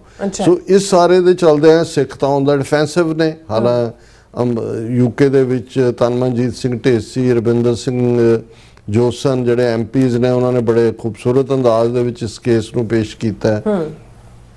ਸਿੱਖ ਫੈਡਰੇਸ਼ਨ ਔਰ ਬਾਕੀ ਸਿੱਖ ਜਥੇਬੰਦੀਆਂ ਔਰ ਕਾਊਂਟਰ ਕਰਨ ਦੇ ਲਈ ਈਵਨ ਜਿਹੜੇ ਬਹੁਤ ਚੰਗੀ ਗੱਲ ਹੈ ਵੀ ਜਿਵੇਂ ਨੌਰਵਾਕ ਜਿਹੜਾ ਨੌਜਵਾਨ ਜਿਹੜਾ ਗੋਰਾ ਨੌਜਵਾਨ 18 ਸਾਲਾਂ ਦਾ ਮਾਰਿਆ ਗਿਆ, ਉਹਦੀ ਫੈਮਿਲੀ ਨੇ ਵੀ ਕਿਹਾ ਕਿ ਭਾਈ ਸਾਡੇ ਬੱਚੇ ਦੇ ਜਾਣ ਦੇ ਉੱਤੇ ਡਿਵਾਈਸਿਵ ਸਿਆਸਤ ਨਾ ਕਰੋ, ਇਹ ਵੰਡ ਵਾਲਾ ਕੰਮ ਨਾ ਕਰੋ, ਅਸੀਂ ਜਿਹੜਾ ਇਹ ਸਾਨੂੰ ਪਸੰਦ ਨਹੀਂ ਹੈ ਬਿਲਕੁਲ। ਲੇਕਿਨ ਇਹਦੇ ਬਾਵਜੂਦ ਜਿਹੜੇ ਸਿਆਸੀ ਲੋਕ ਨੇ ਉਹਨਾਂ ਨੇ ਤਾਂ ਉਹਦਾ ਮਫਾਦ ਆਸਟ੍ਰੇਲੀਆ ਦੇ ਵਿੱਚ ਵੀ ਇਹਨੂੰ ਆਧਾਰ ਬਣਾ ਕੇ ਹੋਰ ਤਰ੍ਹਾਂ ਦੀ ਡਿਬੇਟ ਹਿੰਦੂ ਤਵੀ ਵੀ ਵਿੱਚ ਵੜ ਗਏ। ਅਸੀਂ ਕੱਲ੍ਹ ਇੱਕ ਸੈਗਮੈਂਟ ਕੀਤਾ ਸੀ ਕਿ ਮਾਗਾ ਦੇ ਵਿੱਚ ਆ ਕੇ ਹਿੰਦੂ ਤਵੀਆਂ ਨੇ ਕਿਵੇਂ ਜਿਹੜਾ ਉਹ ਉਸ ਕਿਸਮ ਦਾ ਹੀ ਖਰੂਦ ਪਾਉਣਾ ਸ਼ੁਰੂ ਕਰ ਦਿੱਤਾ ਡਿਫਰੈਂਟ ਨਾਵਾਂ ਥੱਲੇ ਜਾਂ ਦੂਜੇ ਸਿੱਖਾਂ ਨੂੰ ਹੀ ਜਿਹੜਾ ਉਹਨਾਂ ਦਾ ਇਮੇਜ ਇੱਕ ਵਾਇਲੈਂਟ ਔਰ ਲਾਲੈਸ ਲੋਕਾਂ ਦੇ ਤੌਰ ਤੇ ਔਰ ਕ੍ਰਿਮੀਨਲ ਤੌਰ ਦੇ ਉੱਤੇ। ਔਰ ਦੂਸਰਾ ਕੰਮ ਤਾਂ ਇੱਥੇ ਕਰਵਾ ਹੀ ਰਹੇ ਨੇ, ਜਿਹੜੀਆਂ ਕ੍ਰਿਮੀਨਲ ਗੈਂਗਸ ਭੇਜੀਆਂ ਹੋਈਆਂ ਨੇ ਜਾਂ ਉਹਦੇ 'ਚ ਰੋਜ਼ਾਨਾ ਕੋਈ ਨਾ ਕੋਈ ਵਾਕਿਆ, ਕਿਤੇ ਕੋਈ ਟਰੱਕ ਚੋਰੀ ਦਾ ਹੈ, ਕਿਤੇ ਕੋਈ ਗੋਲੀਆਂ ਚਲਾਉਣ ਦਾ ਹੈ, ਕਿਤੇ ਕੋਈ ਹੋਰ ਕ੍ਰਿਮੀਨਲ ਐਕਟੀਵਿਟੀ ਹੈ। ਉਹਦੇ 'ਚ ਜਦੋਂ ਸਿੰਘ ਨਾਂ ਵਾਲੇ ਆਉਂਦੇ ਨੇ ਉਹ ਤੁਹਾਨੂੰ ਨਜ਼ਰ ਆ ਜਾਂਦਾ ਕਿ ਭਾਈ ਉਹਦੇ 'ਚੋਂ ਇਹ ਕੀ ਕਰਵਾਉਣਾ ਚਾਹੁੰਦੇ ਨੇ।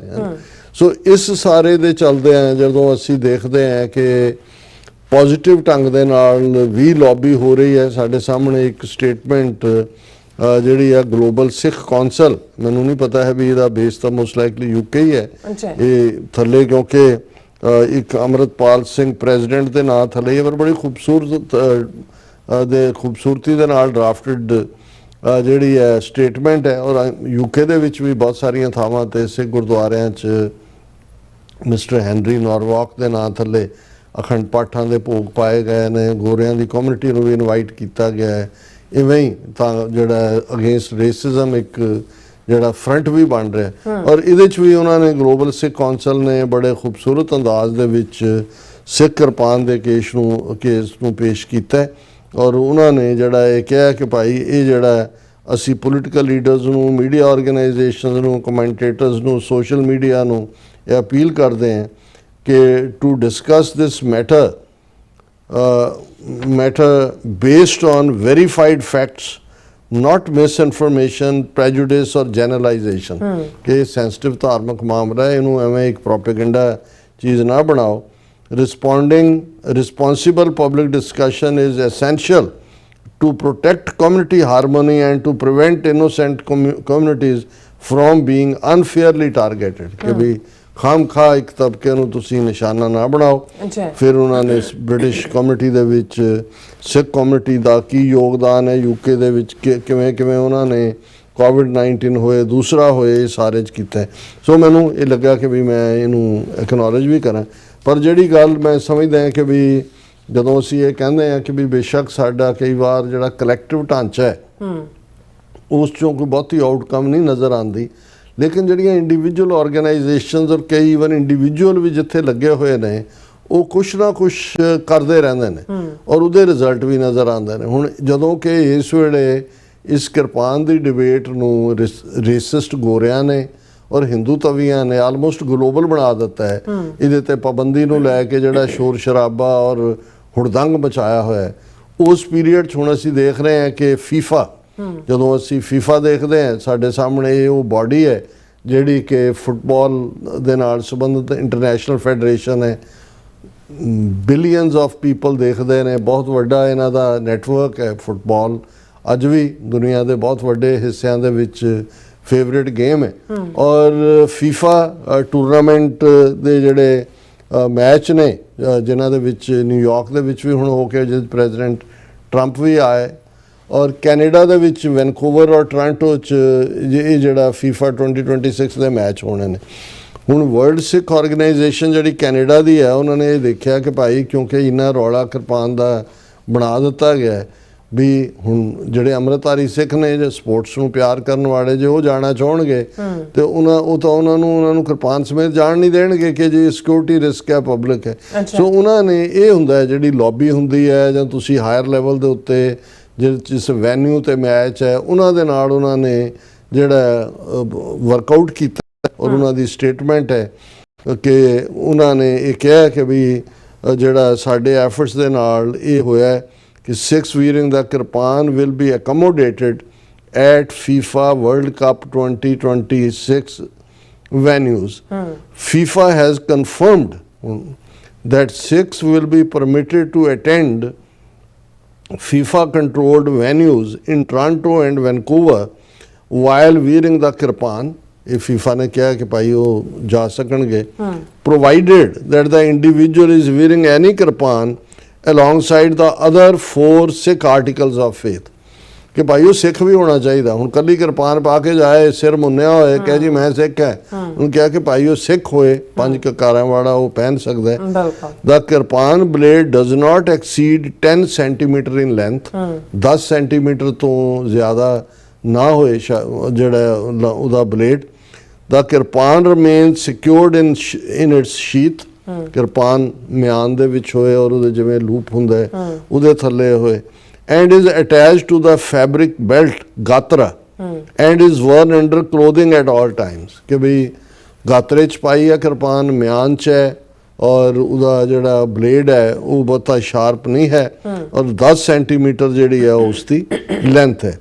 FIFA has advised us that venue staff and security personnel in Toronto and Vancouver has been informed of this accommodation. Organize ਇਹ ਹੁੰਦਾ ਤੁਸੀਂ ਬਿਫੋਰ ਕੰਮ ਬਜਾਏ ਮੌਕੇ ਤੇ ਜਾ ਕੇ ਉੱਥੇ ਸੀਨ ਕ੍ਰੀਏਟ ਕਰੋ। ਉਹਨਾਂ ਨੇ ਕਿਹਾ ਵੀ ਅਸੀਂ ਆਲਰੇਡੀ ਜਿਹੜੇ ਸਿਕਿਉਰਿਟੀ ਪਰਸਨਲ ਨੇ ਵੈਨਕੂਵਰ ਵੀ ਔਰ ਟੋਰਾਂਟੋ ਵੀ ਉਹਨਾਂ ਨੂੰ ਇਨਫੋਰਮ ਕਰ ਦਿੱਤਾ ਕਿ ਔਰ ਇਹਨਾਂ ਨੇ ਫਿਰ ਜਿਹੜਾ ਥੈਂਕ ਯੂ ਕੀਤਾ ਵਰਲਡ ਸਿੱਖ ਆਰਗੇਨਾਈਜੇਸ਼ਨ ਨੇ ਕਿ ਭਾਈ ਅਸੀਂ ਜਿਹੜਾ we would like to thank the members of Sikh caucus as well as representatives of municipal, provincial and federal levels of government for their assistance and support in helping to secure this accommodation for Sikh spectators. ਔਰ ਇਹ ਸਾਰੇ ਦੇ ਚਲਦੇ ਮੈਂ ਕਿਤੇ ਹੋਰ ਵੀ ਖਬਰ ਦੇਖ ਰਿਹਾ ਸੀ, ਹੁਣ ਜਿਹੜਾ FIFA 'ਚ ਖੇਡਦੇ ਨੇ ਬੈਕ ਉਹਨਾਂ ਦੇ ਜਿਹੜੀ ਉਪਾਈ ਹੁੰਦੀ ਆ, ਉਹਨਾਂ ਨੇ ਜਰਸੀ ਜਾਂ ਦੂਜੇ ਉਹਨਾਂ ਦਾ ਨਾਂ ਹੁੰਦਾ। ਸੋ ਪਹਿਲੀ ਵਾਰ ਹੈ ਕਿ FIFA ਦੇ ਵਰਲਡ ਕੱਪ ਦੇ ਵਿੱਚ ਇੱਕ, ਹਾਲਾਂਕਿ ਸਿੱਖੀ ਸਰੂਪ 'ਚ ਨਹੀਂ ਹੈ ਮੁੰਡਾ, ਨਿਊਜ਼ੀਲੈਂਡ ਤੋਂ ਹੈ ਜਿਹਦਾ ਲਾਸਟ ਨੇਮ ਸਿੰਘ ਹੈ, ਜਲੰਧਰ ਨੂੰ ਫੈਮਿਲੀ ਬਿਲੋਂਗ ਕਰਦੀ ਹੈ। ਸੋ ਉਹਦੀ ਵੀ ਉਹ ਅੱਜ ਸੋਸ਼ਲ ਮੀਡੀਆ ਤੇ ਸੀ ਸਿੰਘ ਵਾਲੀ ਉਹਨੇ ਜਰਸੀ ਪਾਈ ਹੋਈ ਹੈ। ਸੋ ਪਹਿਲੀ ਵਾਰੀ ਸਿੰਘ ਵੀ FIFA 'ਚ ਖੇਲੇਗਾ। ਤੇ ਕੈਨੇਡਾ ਦੇ ਵਿੱਚ ਇਸ ਹਾਲਾਤ ਜਦੋਂ ਕਿ 4 ਚੁਫੇਰੇ ਇਸ ਮੁੱਦੇ ਨੂੰ ਲੈ ਕੇ ਇੱਕ ਜਿਹੜਾ ਹੋ ਹੱਲਾ ਮਚਾਇਆ ਹੋਇਆ ਹੈ, ਵਰਲਡ ਸਿੱਖ ਆਰਗੇਨਾਈਜੇਸ਼ਨ ਵਧਾਈ ਦੀ ਪਾਤਰ ਹੈ ਕਿ ਉਹਨਾਂ ਨੇ ਸਾਇਲੈਂਟਲੀ ਔਰ ਇਫੈਕਟਿਵਲੀ ਇਹ ਜਿਹੜੀ ਹੈ ਐਗਜ਼ੈਂਪਸ਼ਨ FIFA ਆਰਗੇਨਾਈਜ਼ਰਸ ਤੋਂ ਲਈ ਹੈ। ਜੀ ਡਾਕਟਰ ਸਾਹਿਬ ਤੁਹਾਡਾ ਬਹੁਤ ਬਹੁਤ ਧੰਨਵਾਦ। ਸੋ ਇੱਥੇ ਲੈਣੇ ਬ੍ਰੇਕ ਵਿਊਅਰਸ, ਤੁਸੀਂ ਕਿਤੇ ਨਹੀਂ ਜਾਣਾ, ਮਿਲਦੇ after this short break.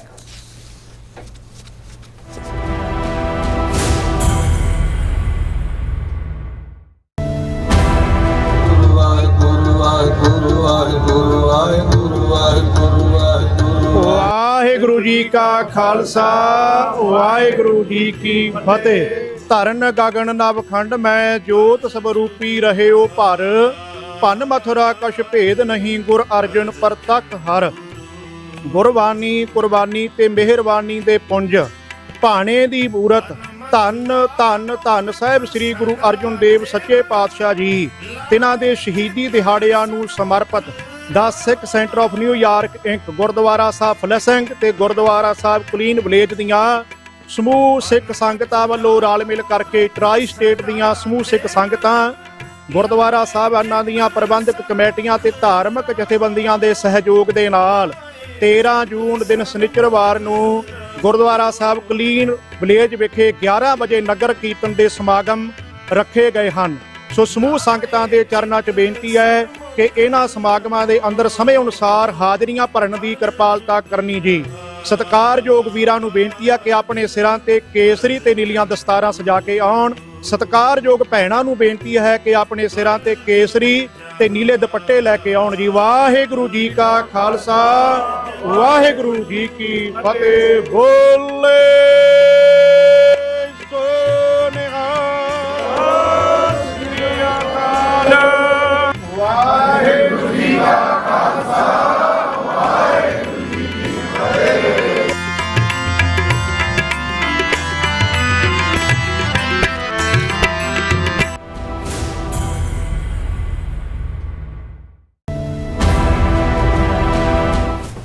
Viewers welcome back to programme. So viewers ਗੱਲਬਾਤ ਕਰਨ ਜਾ ਰਹੇ ਹਾਂ ਕਿ ਬੀਜੇਪੀ 2027 ਵਿੱਚ ਪੰਜਾਬ ਵਿੱਚ ਜਿੱਤ ਦਾ ਝੰਡਾ ਗੱਡਣ ਲਈ ਬੇਤਾਬ ਹੈ। ਇਸ ਪੱਖੋਂ ਸੁਖਬੀਰ ਬਾਦਲ ਤੇ ਵੀ ਡੋਰੇ ਪਾਏ ਜਾ ਰਹੇ ਨੇ।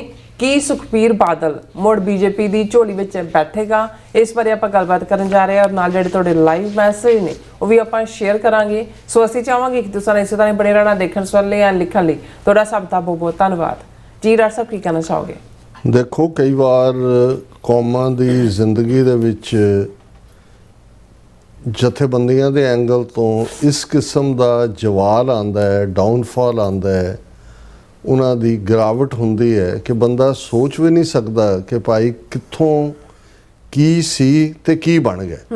ਹੁਣ ਅਸੀਂ ਜ਼ਿਕਰ ਕਰਕੇ ਹਟੇ ਹਾਂ ਕਿ 1925 ਦੇ ਵਿੱਚ RSS ਦੀ ਸਥਾਪਨਾ ਹੈਡਗਵੇਅਰ ਮਹਾਰਾਸ਼ਟਰ ਦਾ ਇੱਕ ਬ੍ਰਾਹਮਣ ਕਰਦਾ ਹੈ ਔਰ ਉਸ ਦਾ ਕੋਈ ਉਹ ਸਮਾਜਿਕ ਸੰਸਥਾ ਦੇ ਤੌਰ ਤੇ ਆਉਂਦੀ ਹੈ, ਪਰ ਪੋਲੀਟੀਕਲ ਮਿਸ਼ਨ ਉਹਨਾਂ ਦਾ ਮਿਸ਼ਨ ਪੋਲੀਟੀਕਲ ਹੈ, ਹਿੰਦੁਸਤਾਨ, ਕਿ ਵੀ ਇਹ ਹਿੰਦੂਆਂ ਦਾ ਮੁਲਕ ਹੈ। ਔਰ ਉਹਨਾਂ ਜ਼ਮਾਨਿਆਂ ਦੇ ਵਿੱਚ ਉਹ ਹਿਟਲਰ ਨੂੰ ਵੀ ਐਪਰੀਸ਼ੀਏਟ ਕਰਦਾ ਹੈ, ਮੁਸੋਲਿਨੀ ਨੂੰ ਵੀ ਕਰਦਾ ਹੈ ਔਰ ਉਹ ਇਹ ਕਹਿੰਦਾ ਵੀ ਜੋ ਹੱਲ ਹਿਟਲਰ ਨੇ ਘੱਟ ਗਿਣਤੀਆਂ ਦਾ ਕੱਢਿਆ ਯਹੂਦੀਆਂ ਦੇ ਨਾਲ ਜੋ ਕੀਤਾ, ਇਹੀ ਇੱਥੇ ਮੁਸਲਮਾਨਾਂ ਔਰ ਈਸਾਈਆਂ ਦੇ ਨਾਲ ਹੋਏਗਾ ਔਰ ਹੋਣਾ ਚਾਹੀਦਾ।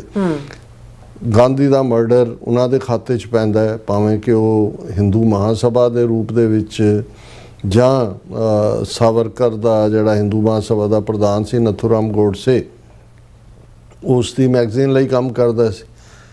3 ਵਾਰ ਇਹ ਬੈਨ ਹੁੰਦੀ ਹੈ ਜਮਾਤ। ਗਾਂਧੀ ਦੇ ਮਰਡਰ ਤੋਂ ਬਾਅਦ, ਐਮਰਜੈਂਸੀ ਦੇ ਵੇਲੇ, ਬਾਬਰੀ ਮਸਜਿਦ ਢਾਹਣ ਤੋਂ ਬਾਅਦ। ਅੱਜ 1 ਬਿਲੀਅਨ 500 ਮਿਲੀਅਨ ਲੋਕਾਂ ਦੀ ਕਿਸਮਤ ਦਾ ਫੈਸਲਾ ਇਹ RSS ਦੀ ਹਿੰਦੂਤਵੀ ਜਮਾਤ 100 ਸਾਲ ਬਾਅਦ ਇਹਨਾਂ ਦੇ ਹੱਥ 'ਚ ਪਾਵਰ ਹੈ। ਹੁਣ ਇਸ ਦੇ ਉਲਟ 1920 ਦੇ ਵਿੱਚ ਅਕਾਲੀ ਦਲ ਹੋਂਦ ਦੇ ਵਿੱਚ ਆਉਂਦਾ ਹੈ, ਜਲਿਆਂਵਾਲਾ ਬਾਗ ਵਾਪਰ ਚੁੱਕਾ ਹੈ, ਇੱਕ ਖੌਫ ਹੈ, ਡਰ ਹੈ ਲੋਕਾਂ ਦੇ ਵਿੱਚ, ਪਰ ਅਕਾਲੀ ਬਾਹਰ ਨਿਕਲਦੇ ਨੇ ਔਰ ਉਹਨਾਂ ਨੇ ਉਸ ਫਜ਼ਾ ਨੂੰ ਬਦਲਿਆ, ਗੁਰਦੁਆਰਿਆਂ ਨੂੰ ਮਹੰਤਾਂ ਤੋਂ ਆਜ਼ਾਦ ਕਰਾਇਆ। ਸਿੱਧੀ ਟੱਕਰ ਸੀ ਅੰਗਰੇਜ਼ੀ ਸਰਕਾਰ ਨਾਲ, ਕਿਉਂਕਿ ਅੰਗਰੇਜ਼ੀ ਸਰਕਾਰ ਉਹਨਾਂ ਦੀ ਪਿੱਠ ਦੇ ਉੱਤੇ ਸੀ ਮਹੰਤਾਂ ਦੀ। ਔਰ ਇਸੇ ਤਰ੍ਹਾਂ ਜਦੋਂ ਪਹਿਲਾ ਫਤਿਹ ਚਾਬੀਆਂ ਦਾ ਮੋਰਚਾ ਹੁੰਦਾ ਬਾਬਾ ਖੜਕ ਸਿੰਘ ਦੀ ਕਮਾਂਡ ਥੱਲੇ, ਕਹਿੰਦੇ ਨੇ ਵੀ ਚਾਬੀਆਂ ਇੱਥੇ ਰੱਖ, DC ਨੂੰ ਕਹਿੰਦੇ ਨੇ, ਜਿਹੜੀ ਤੋਸ਼ੇਖਾਨੇ ਦੀਆਂ ਲੈ ਗਏ ਸੀ। ਤੇ ਗਾਂਧੀ ਵੀ ਜਿਹੜਾ ਉਹ ਟੈਲੀਗ੍ਰਾਮ ਭੇਜਦਾ ਕਿ congratulations, you have one the first battle of independence. ਸਿੱਖਾਂ ਨੂੰ ਕਹਿੰਦਾ ਵਧਾਈਆਂ, ਤੁਸੀਂ ਆਜ਼ਾਦੀ ਦੀ ਪਹਿਲੀ ਜੰਗ ਜਿੱਤ ਲਈ, ਹੁਣ ਤੁਸੀਂ ਸਾਰੇ ਮੁਲਕ ਨੂੰ ਜਿਹੜਾ ਉਹ ਆਜ਼ਾਦ ਕਰਵਾਉਣਾ ਹੈ ਇਹ ਉਹ। ਔਰ ਇਹਦੇ 'ਚ ਕੋਈ ਸ਼ੱਕ ਨਹੀਂ ਹੈ ਕਿ ਅਕਾਲੀ ਦਲ ਦਾ ਇਤਿਹਾਸ, ਉਹ ਗੁਰੂ ਕੇ ਬਾਗ ਦਾ ਮੋਰਚਾ ਹੋਏ, ਸਾਕਾ ਨਨਕਾਣਾ ਸਾਹਿਬ ਹੋਏ, ਜੈਤੋ ਮਸ਼ੀਨ ਗਨਾਂ ਦੇ ਸਾਹਮਣੇ ਖਲੋਣ ਦੀ ਗੱਲ ਹੋਏ, ਜੇਲਾਂ, ਇਕੱਲੇ ਕਸ਼ਹਿਰੇ ਦੇ ਵਿੱਚ ਬਾਬਾ ਖੜਕ ਸਿੰਘ ਵਰਗਾ ਲੀਡਰ ਜਿਹੜਾ ਉਹ ਜੇ ਉਹ ਸਿਰ ਤੇ ਪਰਨਾ ਜਿਹੜਾ ਛੋਟੀ ਪੱਗ ਲਾ ਨਹੀਂ ਕਰਦੇ, ਉਹ ਸਾਰੇ ਹੀ ਕੱਪੜੇ ਲਾ ਦਿੰਦੇ ਨੇ ਕਿ ਵੀ ਸਿਰਫ ਮੈਂ ਕਸ਼ਹਿਰੇ 'ਚ ਅਟਕ ਔਰ ਉਹ ਪਹਾੜਾਂ ਦੇ ਵਿੱਚ ਠੰਡ ਦੇ ਉਸ ਵਾਦੀਆਂ ਦੇ ਵਿੱਚ ਜਾ ਕੇ ਜੇਲਾਂ 'ਚ ਜਿੱਥੇ ਰੱਖਿਆ ਹੋਇਆ ਉੱਥੇ ਉਹ ਵਿੰਟਰ ਗੁਜ਼ਾਰਦੇ ਨੇ ਇਸ ਲੈਵਲ 'ਤੇ। ਇਹਦੇ 'ਚ ਕੋਈ ਸ਼ੱਕ ਨਹੀਂ। ਔਰ ਅਕਾਲੀ ਦਾ ਮਤਲਬ ਹੀ ਇਹ ਹੁੰਦਾ ਸੀ ਕਿ ਜਿਹਨੇ ਇਸ ਬਾਰੇ ਮਸ਼ਹੂਰ ਸੀ ਕਿ ਵੀ ਜੇ ਇੱਕ ਮੋਰਚੇ 'ਚੋਂ ਨਿਕਲੇ ਹੈ, ਗ੍ਰਿਫਤਾਰੀ ਕਈ ਵਰਿਆਂ ਬਾਅਦ ਆਏ ਔਰ ਜਦੋਂ ਆ ਰਹੇ ਹੁੰਦੇ ਸੀ ਤਾਂ ਲੋਕ ਪੁੱਛਦੇ ਸੀ ਕਿ ਅਕਾਲੀ ਜੀ ਹੁਣ ਵਾਪਸ ਜੇਲ੍ਹ ਕਦੋਂ ਜਾਣਾ? ਉਹਨਾਂ ਸੀ ਵੀ ਮੋਰਚੇ ਦਾ ਕੋਈ ਹੋਰ ਮੋਰਚਾ ਲੱਗਾ। ਸੋ ਇਹ ਇਸ ਲੈਵਲ ਦੀ ਪਾਰਟੀ ਜਿਹਨੂੰ ਅੰਗਰੇਜ਼ਾਂ ਨੇ ਵੀ ਜਿਨ੍ਹਾਂ ਦੇ ਸਾਹਮਣੇ ਗੋਡੇ ਟੇਕੇ, ਅੱਜ ਅਸੀਂ 100 ਸਾਲ ਬਾਅਦ ਉਹੀ ਕੰਪੈਰੀਜ਼ਨ RSS ਤੋਂ 5 ਸਾਲ ਪਹਿਲਾਂ 1920 ਦੇ ਵਿੱਚ ਸ਼੍ਰੋਮਣੀ ਅਕਾਲੀ ਦਲ ਹੋਣ ਦੇ ਵਿੱਚ ਆਉਂਦਾ ਹੈ। ਸ਼੍ਰੋਮਣੀ ਕਮੇਟੀ ਜਿਹੜੀ 1925 ਗੁਰਦੁਆਰਾ ਗਜ਼ਟ ਦੇ ਉਹਦੇ ਐਕਟ ਦੇ ਥੱਲੇ, ਸਰਕਾਰੀ ਐਕਟ ਦੇ ਥੱਲੇ ਬਣਦੀ ਹੈ। 47 ਦੇ ਵਿੱਚ ਦੌਰ ਦੇ ਵਿੱਚ ਅਸੀਂ ਤੀਸਰੀ ਧਿਰ ਵਜੋਂ ਜੇ ਸਿੱਖਾਂ ਦੀ ਨੁਮਾਇੰਦਗੀ ਕਿਸੇ ਨੇ ਕੀਤੀ ਰਾਉਂਡ ਟੇਬਲ ਕਾਨਫਰੰਸ ਔਰ ਦੂਸਰੀ 'ਚ ਅਕਾਲੀ ਦਲ ਨੇ ਕੀਤੀ। ਅੱਛਾ। ਔਰ ਇਸ ਸਭ ਦੇ ਬਾਵਜੂਦ ਕਿ 40% ਸਿੱਖ ਬੇਘਰੇ ਹੋਏ ਦੂਜੇ ਪੰਜਾਬ 'ਚੋਂ 3-4 ਲੱਖ ਮਰ ਕੇ ਇੱਧਰ ਆਏ, ਫਿਰ ਵੀ ਇਹਦੇ ਬਾਵਜੂਦ ਕਿ 47 ਦੌਰ 'ਚ ਦੀ ਗਲਤੀ ਕੀਤੀ ਮਾਸਟਰ ਤਾਰਾ ਸਿੰਘ ਔਰ ਉਹਨਾਂ ਦੇ ਉਹ ਸਾਥੀਆਂ ਨੇ, ਲੇਕਿਨ ਕਿਵੇਂ ਉਹਨਾਂ ਨੇ ਜਥੇਬੰਦ ਕੀਤਾ ਕੌਮ ਨੂੰ, ਕਿਵੇਂ ਉਹਨਾਂ ਨੇ ਪੰਜਾਬੀ ਸੂਬਾ ਮੋਰਚਾ 1950 ਤੱਕ ਪਹੁੰਚਦਿਆਂ ਲਾਇਆ, ਉਹਨੂੰ ਹਾਸਲ ਵੀ ਕੀਤਾ, ਭਾਵੇਂ ਵੱਢਿਆ ਟੁੱਕਿਆ ਲਗੜਾ ਲੂਲਾ ਹੀ ਸਹੀ।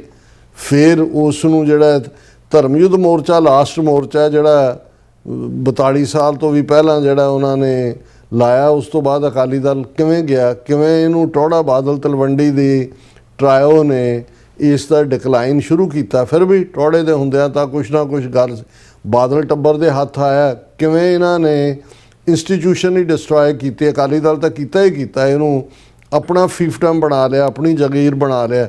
ਨਤੀਜੇ ਦੇ ਤੌਰ ਤੇ ਉੱਤੇ ਅਕਾਲ ਤਖਤ ਨੂੰ ਬਿਲਿਟਲ ਕੀਤਾ। ਜਦੋਂ ਤੱਕ ਦਸੰਬਰ 2025 ਦੇ ਵਿੱਚ 2024 ਦੇ ਵਿੱਚ ਜਦੋਂ ਸਜ਼ਾ ਵੀ ਸੁਣਾਈ ਜਾਂਦੀ ਹੈ, ਉਦੋਂ ਮੰਨ ਵੀ ਲੈਂਦਾ, ਫਿਰ ਕਿਵੇਂ ਵਾਪਸ ਉਹ ਸਾਰਾ ਫਲਾਊਟ ਕਰਕੇ ਅੱਜ ਹਾਲਾਤ ਇਹ ਨੇ ਕਿ ਅਕਾਲੀ ਦਲ ਕੋਈ ਪੁਨਰ ਜੀਵਤ ਹੋ ਰਿਹਾ, ਯਾਨੀ ਹਰਪ੍ਰੀਤ ਸਿੰਘ ਦੇ ਨਾਂ ਥੱਲੇ ਬਾਦਲ ਅਕਾਲੀ ਦਲ ਇਹਨਾਂ ਦਾ ਜੋ ਜਲੂਸ ਨਿਕਲ ਰਿਹਾ, ਉਹੀ ਪਰਸਨਲ ਲਾਇਲਟੀ ਵਾਰਿਸ ਪੰਜਾਬ ਦੇ ਜਿਹੜਾ ਉਹ ਨੌਜਵਾਨਾਂ ਦੀਆਂ ਐਸਪੀਰੇਸ਼ਨਸ ਨੂੰ ਲੈ ਕੇ ਉਹ ਅੱਗੇ ਤੁਰਨ ਦੀ ਲਾਈਨ ਹੈ।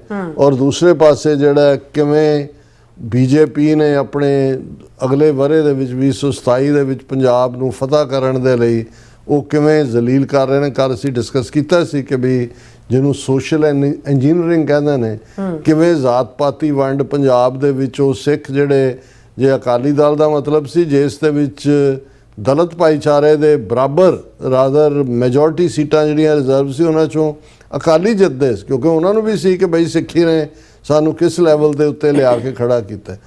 ਅੱਜ ਹਾਲਾਤ ਇਹ ਨੇ ਕਿ ਵੀ ਬੀਜੇਪੀ ਜਿਹੜੀ ਹੈ ਉਹ ਮਰਜ਼ੀ ਦੇ ਨਾਲ ਜਿੱਥੋਂ ਮਰਜ਼ੀ ਉਹਨਾਂ ਦੇ ਜਿਹਨੂੰ ਮਰਜ਼ੀ ਇੱਧਰ ਨੂੰ ਲੈ ਆਏ, ਪਾਰਟੀ ਜੁਆਇਨ ਕਰਾ ਲਏ, ਵੱਡੇ ਵੱਡੇ ਪੱਗਾਂ ਵਾਲੇ ਜਿਹੜੇ ਨੇ ਉਹਨਾਂ 'ਚ ਜਾ ਕੇ ਬੈਠੇ ਨੇ, ਕੁਛ ਆਉਣ ਵਾਲੇ ਪੀਰੀਅਡ 'ਚ ਨਜ਼ਰ ਆਉਣਗੇ। ਔਰ ਉਹ ਅਕਾਲੀ ਦਲ ਜਿਹੜਾ 117 ਸੀਟਾਂ ਦੇ ਉੱਤੇ ਇਹਨਾਂ ਦੇ ਨਾਲ ਹੀ ਬੀਜੇਪੀ ਦੇ ਨਾਲ ਅਲਾਇੰਸ ਨਾਲ ਇਲੈਕਸ਼ਨਾਂ ਲੜਦਾ ਸੀ, 22-23 ਸੀਟਾਂ ਇਹਨਾਂ ਦੇ ਲਈ ਛੱਡੀਆਂ ਜਾਂਦੀਆਂ ਸੀ। ਔਰ ਬਾਕੀ ਔਰ ਹੈ ਹੀ ਕਿਉਂਕਿ 16-17 ਸੀਟਾਂ ਨੇ ਜਿਹੜੀਆਂ ਹਿੰਦੂ ਮੈਜੋਰਿਟੀ ਨੇ, ਉਹਦੇ 'ਚ ਵੀ ਬੀਜੇਪੀ ਨੇ ਮੈਕਸਿਮਮ 12-13 ਜਿੱਤੀਆਂ ਹੋਈਆਂ, 13 ਜਾਂ 14 ਇਸ ਤੋਂ ਬਿਯੋਂਡ ਅਦਰਵਾਈਜ਼ 6-7 ਦੇ ਉੱਤੇ ਸਿਮਟ ਜਾਂਦਾ ਸੀ। ਉਹ ਅਕਾਲੀ ਜਿਹੜੇ ਬਰਨਾਲੇ ਦੇ ਵੇੜੇ 2/3 ਮੈਜੋਰਿਟੀ ਦੇ ਨੇੜੇ ਪਹੁੰਚੇ, 74 ਸੀਟਾਂ। ਔਰ ਇੱਕਦਮ ਬਾਅਦ ਜਦੋਂ ਅਸੀਂ ਦੇਖਦੇ ਹਾਂ ਵੀ ਜਸਟਿਸ ਗੁਰਨਾਮ ਸਿੰਘ ਦੇ ਜਾਣ ਤੋਂ ਬਾਅਦ ਦੋਨੋਂ ਅਕਾਲੀ ਦਲ ਇਕੱਠੇ ਹੋਏ, ਮਾਸਟਰ ਅਕਾਲੀ ਦਲ ਸੰਤ ਫਤਿਹ ਸਿੰਘ, 45 ਤੋਂ ਘੱਟ ਸੀਟਾਂ ਨਹੀਂ ਸੀ ਇਹਨਾਂ ਦੇ ਕੋਲ ਹੁੰਦੀਆਂ ਮਿਨੀਮਮ। ਜੂਨ 84 ਦੇ ਘੱਲੂਘਾਰੇ ਤੋਂ ਬਾਅਦ ਤਾਂ ਐਬਸੋਲੂਟ ਮੈਜੋਰਿਟੀ 2/3 ਤੱਕ ਵੀ ਗਏ। ਅੱਜ ਹਾਲਾਤ ਇਹ ਹੈ ਕਿ ਇੱਕ ਬਿਕਰਮਜੀਤ ਮਜੀਠੀਆ ਦੀ ਘਰ ਵਾਲੀ ਅਕਾਲੀ ਦਲ ਦੀ ਨੁਮਾਇੰਦਾ ਹੈ ਅਸੈਂਬਲੀ ਦੇ ਵਿੱਚ।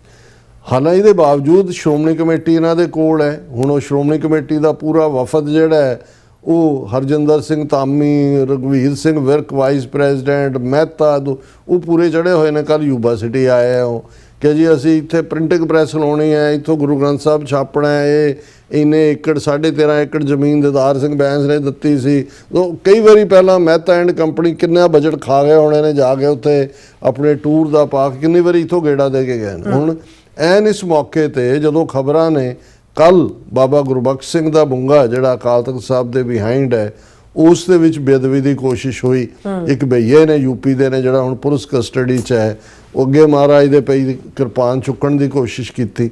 ਹਾਲਾਂਕਿ ਸੇਵਾਦਾਰ ਅਲਰਟ ਸੀ, ਉਹਨੇ ਉਹਨੂੰ ਉੱਥੇ ਦਬੋਚ ਲਿਆ। ਪਰ ਇਹ ਘਟਨਾਵਾਂ ਹੋ ਰਹੀਆਂ ਨੇ। ਦੂਜੇ ਪਾਸੇ ਜਿਹੜਾ ਹਰਮੰਦਰ ਸਾਹਿਬ ਦਾ ਹੈੱਡ ਗ੍ਰੰਥੀ ਗਿਆਨੀ ਰਘਬੀਰ ਸਿੰਘ, ਉਹ ਟੈਸਟੀਫਾਈ ਕਰ ਰਿਹਾ ਸਿੱਟ ਦੇ ਸਾਹਮਣੇ ਕਿ ਜੀ ਹੁਣ ਬਹਿਬਲ ਕਲਾਂ ਔਰ ਗੋਲੀकांड ਦਾ ਵੀ ਇਨਵੈਸਟੀਗੇਸ਼ਨ ਸਿੱਟ ਦੇ ਥੱਲੇ ਬਣਾਈ ਹੋਈ ਹੈ।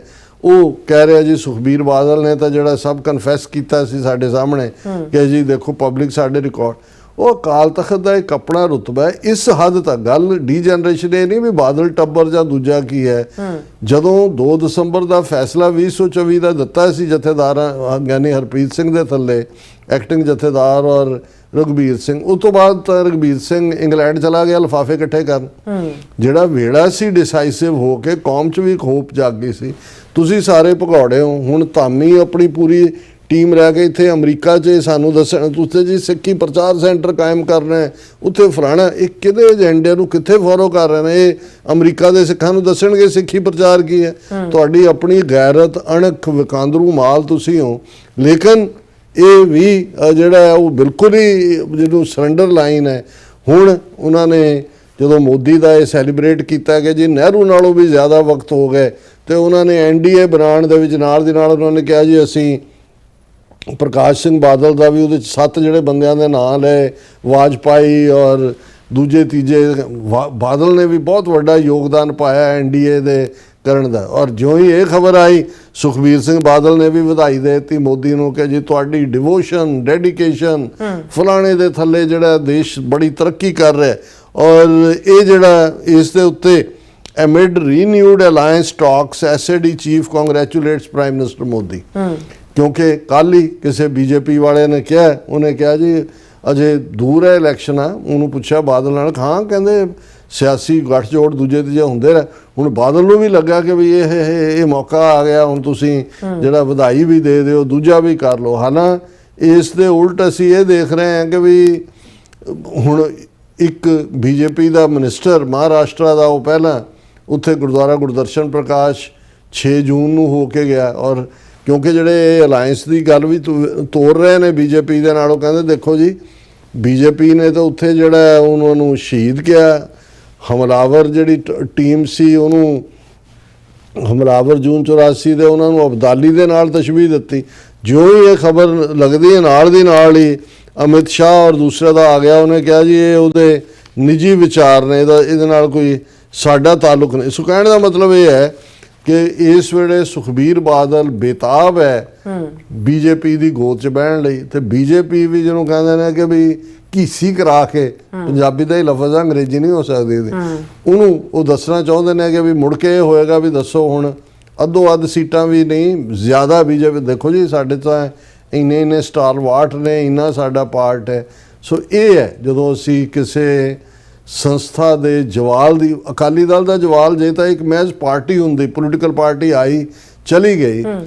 ਅਫਸੋਸ ਇਸ ਗੱਲ ਦਾ ਹੈ ਕਿ 100 ਸਾਲ ਅਕਾਲੀ ਦਲ ਔਰ ਪੰਥ ਸਿਨੋਨਿਮਸ ਸੀ, ਇੱਕ ਅਰਥ ਸੀ। ਅੱਜ ਵੀ ਉਹ ਜਨਰੇਸ਼ਨ ਸਾਡੇ ਬਾਬਿਆਂ ਮਾਤਾਵਾਂ ਦੀ ਹੈ ਜਿਹੜੇ ਜਦੋਂ ਘਰਾਂ ਦੇ ਵਿੱਚ ਵੀ ਹੁੰਦਾ ਸੀ, ਉਹ ਕਹਿੰਦੇ ਜੀ ਵੋਟ ਤਾਂ ਅਸੀਂ ਪੰਥ ਨੂੰ ਪਾਉਣੀ। ਉਹਨਾਂ ਦੇ ਲਈ ਪੰਥ ਦਾ ਮਤਲਬ ਤਕੜੀ ਸੀ। ਔਰ ਉਹ ਜਿਹੜਾ ਪੰਥ ਦੇ ਨਾਲ ਸਿਨੋਨਿਮਸ ਅਕਾਲੀ ਦਲ ਸੀ, ਜਿਹਨੂੰ ਬਾਦਲਾਂ ਨੇ ਆਪਣੀ ਜਗੀਰ ਬਣਾਇਆ, ਅੱਜ ਉਹਨਾਂ ਨੇ ਕਿੱਥੇ ਲਿਆ ਕੇ ਸੁੱਟਿਆ।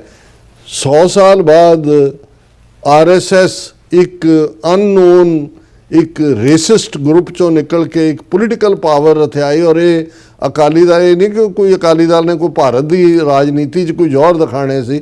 ਜਿਹੜੀ ਸਿੱਖ ਕੌਮ ਦੀ ਨੁਮਾਇੰਦਗੀ ਕਰਦੀ ਪੰਜ ਕਕਾਰੀ ਖਾਲਸਾਈ ਰੂਪ ਦੇ, ਉਸ ਰੂਪ ਨੂੰ ਜਿਹੜਾ ਨੀਲਾ ਰੰਗ ਪੱਗ ਦਾ ਜਿਨ੍ਹਾਂ ਨੇ ਰੱਖਿਆ, ਜਿਨ੍ਹਾਂ ਨੇ ਪੰਥ ਦੀ ਰਾਜਨੀਤੀ ਦੀ ਗੱਲ ਕੀਤੀ, ਜਿਹੜਾ ਅਕਾਲੀ ਦਲ ਦਾ ਰਾਜਸੀ ਨਿਸ਼ਾਨਾ, ਜਿਸ ਬਾਰੇ ਜਦੋਂ ਮਾਸਟਰ ਅਕਾਲੀ ਦਲ ਔਰ ਸੰਤ ਅਕਾਲੀ ਦਲ ਦਾ ਸਮਝੌਤਾ ਹੋਇਆ ਜਾਂ ਉਸ ਡਾਕੂਮੈਂਟ ਦੇ ਵਿੱਚ ਸੀ ਕਿ ਔਰ ਅਨੰਦਪੁਰ ਦਾ ਮਤਾ ਕਿ ਅਕਾਲੀ ਦਲ ਦਾ ਰਾਜਸੀ ਨਿਸ਼ਾਨਾ ਜੁਗੋ ਜੁਗ ਅਟਲ ਸ਼੍ਰੀ ਗੁਰੂ ਗ੍ਰੰਥ ਸਾਹਿਬ ਤੇ ਪੰਥਕ ਰਵਾਇਤਾਂ ਅਨੁਸਾਰ ਖਾਲਸਾ ਜੀ ਕੇ ਬੋਲ ਬਾਲੇ ਹੈ। ਇਸ ਬੋਲ ਬਾਲੇ ਦੇ ਲਈ ਯੋਗ ਦੇਸ਼ ਕਾਲ ਦੀ ਘਾੜਨਾ, ਇਹ ਅਕਾਲੀ ਦਲ ਦਾ ਰਾਜਸੀ ਮਨੋਰਥ ਹੈ ਕਿ ਉਹ ਅਸੀਂ ਟਾਈਮ ਐਂਡ ਸਪੇਸ ਦੇ ਵਿੱਚ ਉਹ ਮੁਲਕ ਕ੍ਰੀਏਟ ਕਰਨਾ ਜਿੱਥੇ ਖਾਲਸਾ ਜੀ ਕੇ ਬੋਲ ਬਾਲੇ ਹੋਣ। ਤੇ ਅੱਜ ਜਿਹੜਾ ਉਹ ਗੋਗੜ ਛੱਡ ਕੇ ਬੈਠਾ ਹੈ ਤੇ ਉਹ ਬੇਤਾਬ ਹੋਇਆ ਕਿ ਕਦੋਂ ਜਿਹੜਾ ਅਮਿਤ ਸ਼ਾਹ ਆਪਣੀ ਗੋਦ 'ਚ ਬਿਠਾ ਲਏ। ਹੁਣ ਇਹ ਹੈ ਜਵਾਲ। ਔਰ ਇਹ ਕੱਲਾ ਇੱਕ ਪਾਰਟੀ ਦਾ ਐਂਡ ਨਹੀਂ ਹੈ, ਇਹ ਇੱਕ ਉਸ ਪੰਥਕ, ਇੱਕ ਉਸ ਪਿੜ ਦੇ ਵਿੱਚ ਉਸ ਧਿਰ ਦਾ ਜਿਹਦੇ ਤੇ ਪੰਥ ਨੇ ਇਤਬਾਰ ਕੀਤਾ 100 ਸਾਲ, ਜਿਨ੍ਹਾਂ ਨੂੰ ਜਿਹੜਾ ਬਿਲਟ ਕੀਤਾ, ਅੱਜ ਉਹਨਾਂ ਨੇ ਲਿਆ ਕੇ ਉਸ ਪੰਥਕ ਪੋਲੀਟੀਕਲ ਐਸਪੀਰੇਸ਼ਨਸ ਨੂੰ ਕਿਵੇਂ ਰੋੜਿਆ। ਜੀ ਡਾਕਟਰ ਸਾਹਿਬ, ਤੁਹਾਡਾ ਬਹੁਤ ਬਹੁਤ ਸ਼ੁਕਰੀਆ, ਤੁਸੀਂ ਆਪਣੇ ਵਿਚਾਰ ਸਾਡੇ ਦਰਸ਼ਕਾਂ ਨਾਲ ਸਾਂਝੇ ਕੀਤੇ ਨੇ। ਸੋ ਆਪਾਂ ਆਪਣੇ ਜਿਹੜੇ ਵਿਊਅਰਸ ਮੈਸੇਜ ਨੇ ਉਹ ਲੈਣ ਜਾ ਰਹੇ ਹਾਂ। ਸਭ ਦਾ ਬਹੁਤ ਬਹੁਤ ਸ਼ੁਕਰੀਆ ਅਦਾ ਕਰਦੇ ਹਾਂ। ਔਰ ਟੋਨੀ ਜਿਹੜੇ ਢੀਂਡਸਾ ਨੇ ਉਹ ਸਾਨੂੰ ਫਤਿਹ ਬੁਲਾਉਂਦੇ ਨੇ ਔਰ ਖਾਲਸਾ ਜ਼ਿੰਦਾਬਾਦ ਕਹਿੰਦੇ ਨੇ। ਔਰ ਫਿਰ ਇਸ ਤਰ੍ਹਾਂ ਸੋਨਮਾਲ ਜੀ ਵੀ ਔਰ ਖਾਲਸਾ ਦੇਸ਼ ਪੰਜਾਬ ਜੀ ਵੀ, ਕੁਸਕੇ ਜੀ ਵੀ, ਔਰ ਫਿਰ ਇਸ ਤਰ੍ਹਾਂ ਗੱਭਰੂ ਜੀ ਕਹਿੰਦੇ ਨੇ ਕਿ ਰੱਬ ਤੁਹਾਨੂੰ ਲੰਮੀ ਉਮਰ ਬਖਸ਼ੇ doctor sahib. I wish our community had more leaders with such intellect। और फिर बहुत शुक्रिया भाई साहब ਤੁਹਾਡੇ ਕੰਪਲੀਮੈਂਟ ਲਈ। और फिर इसी तरह मोहम्मद याकूब जी कहते हैं जी वेलकम डॉक्टर साहब और मिस नीलम। आज 11 जून 2026 वक्त बहुत तेज़ी से गुजर रहा है, खालसा फॉर खालिस्तान। और फिर इस तरह जसवीर बराड़ जी भी फतेह बुलाते ने। और फिर इसी तरह साढ़े कोल जड़े सैयद अमजद नूर जड़े ने वो कहते हैं कि राज करेगा खालसा। डॉक्टर साहब जी जिंदाबाद, सलाम और सत श्री अकाल। बहुत बहुत शुक्रिया सईद अजमल जी, ਤੁਹਾਨੂੰ ਵੀ ਸਤਿ ਸ੍ਰੀ ਅਕਾਲ और सलाम। मोहम्मद याकूब जी कहते हैं कि मुझे आज याद है कि 1973 में मैं 10 साल का था और महाराजा रणजीत सिंह की बरसी के मौके पर बहुत सारे जड़े खालसा लाहौर में घूम फिर रहे थे। जी जी। और फिर कहते हैं कि मर्दे मोमिन मर्दे हक ज़ियाउल हक। और फिर इसी तरह अमरजीत सानी जी भी और मोहम्मद याकूब जी कहते हैं कि डॉक्टर साहब पाक फौज ने आज़ाद कश्मीर में अवाम पर गोली क्यों चलाई, अब सारा कश्मीर पाकिस्तान के खिलाफ हो चुका है। ਇਸ ਦੇ ਉੱਤੇ ਅਸੀਂ ਕੱਲ੍ਹ ਇੱਕ ਡਿਟੇਲ ਸੈਗਮੈਂਟ ਕੀਤਾ ਸੀ ਔਰ ਉਸ ਨੂੰ ਪਸੰਦ ਵੀ ਕੀਤਾ ਗਿਆ। ਅਸੀਂ ਕੋਸ਼ਿਸ਼ ਸਾਡੀ ਹੁੰਦੀ ਹੈ ਕਿ ਵੀ ਇੱਕ ਬੈਲੈਂਸਡ ਅਪਰੋਚ ਹੋਏ ਔਰ ਅਸੀਂ ਇਹੀ ਕਹਿਣਾ ਚਾਹੁੰਦੇ ਹਾਂ ਕਿ ਪਾਕਿਸਤਾਨ ਦੀਆਂ ਅਥਾਰਟੀਜ਼ ਨੂੰ ਵੀ ਕਿ ਇਹ ਬੜਾ ਸੈਂਸਿਟਿਵ ਮਸਲਾ ਹੈ, ਇਹਨੂੰ ਇੰਟੈਲੀਜੈਂਟਲੀ ਵਿਦ ਸੈਂਸਿਟਿਵਿਟੀ ਹੈਂਡਲ ਕਰੋ। ਹਰ ਥਾਂ 'ਤੇ ਤਾਕਤ ਜਿਹੜੀ ਹੈ ਉਹ ਮਸਲੇ ਦਾ ਹੱਲ ਨਹੀਂ ਹੁੰਦੀ। ਕਸ਼ਮੀਰ ਦੀ ਲੀਡਰਸ਼ਿਪ ਦੇ ਨਾਲ, ਆਜ਼ਾਦ ਕਸ਼ਮੀਰ ਦੀ ਲੀਡਰਸ਼ਿਪ ਦੇ ਨਾਲ ਗੁਫ਼ਤਗੂ ਕਰੋ ਔਰ ਗੱਲਬਾਤ ਰਾਹੀਂ ਮਸਲੇ ਦਾ ਹੱਲ ਕਰੋ, ਨਹੀਂ ਤਾਂ ਤੁਸੀਂ ਕਸ਼ਮੀਰ ਨੂੰ ਦੁਸ਼ਮਣ ਦੀ ਝੋਲੀ ਦੇ ਵਿੱਚ ਸੁੱਟ ਰਹੇ ਹੋ। ਔਰ ਉਹ ਪਹਿਲਾਂ ਹੀ ਤਿਆਰ ਬੈਠੇ ਨੇ, ਔਰ ਉਹਨਾਂ ਦੀਆਂ ਏਜੰਸੀਆਂ ਉਹ ਆਜ਼ਾਦ ਕਸ਼ਮੀਰ ਦੇ ਵਿੱਚ ਵੀ ਉਸ ਕਿਸਮ ਦਾ ਹੀ ਮਾਹੌਲ ਬਣਾ ਦੇਣਗੀਆਂ ਜੋ ਕੁਛ ਉਹਨਾਂ ਨੇ ਬਲੋਚਿਸਤਾਨ ਦੇ ਵਿੱਚ ਔਰ ਤਹਿਰੀਕੇ ਤਾਲਿਬਾਨ ਪਾਕਿस्तान ਦੇ हवाले ਨਾਲ जो ਇਹ ਕਰਤੂਤਾਂ ਉੱਥੇ ਕਰ ਰਹੇ ਨੇ ਦਹਿਸ਼ਤਗਰਦੀ ਦੀਆਂ। और फिर कहते हैं कि कभी कभी मुझे लगता है कि ईरान USA वॉर नूरा कुश्ती लगती है और बहुत से लोग भी कहते हैं कि यही है।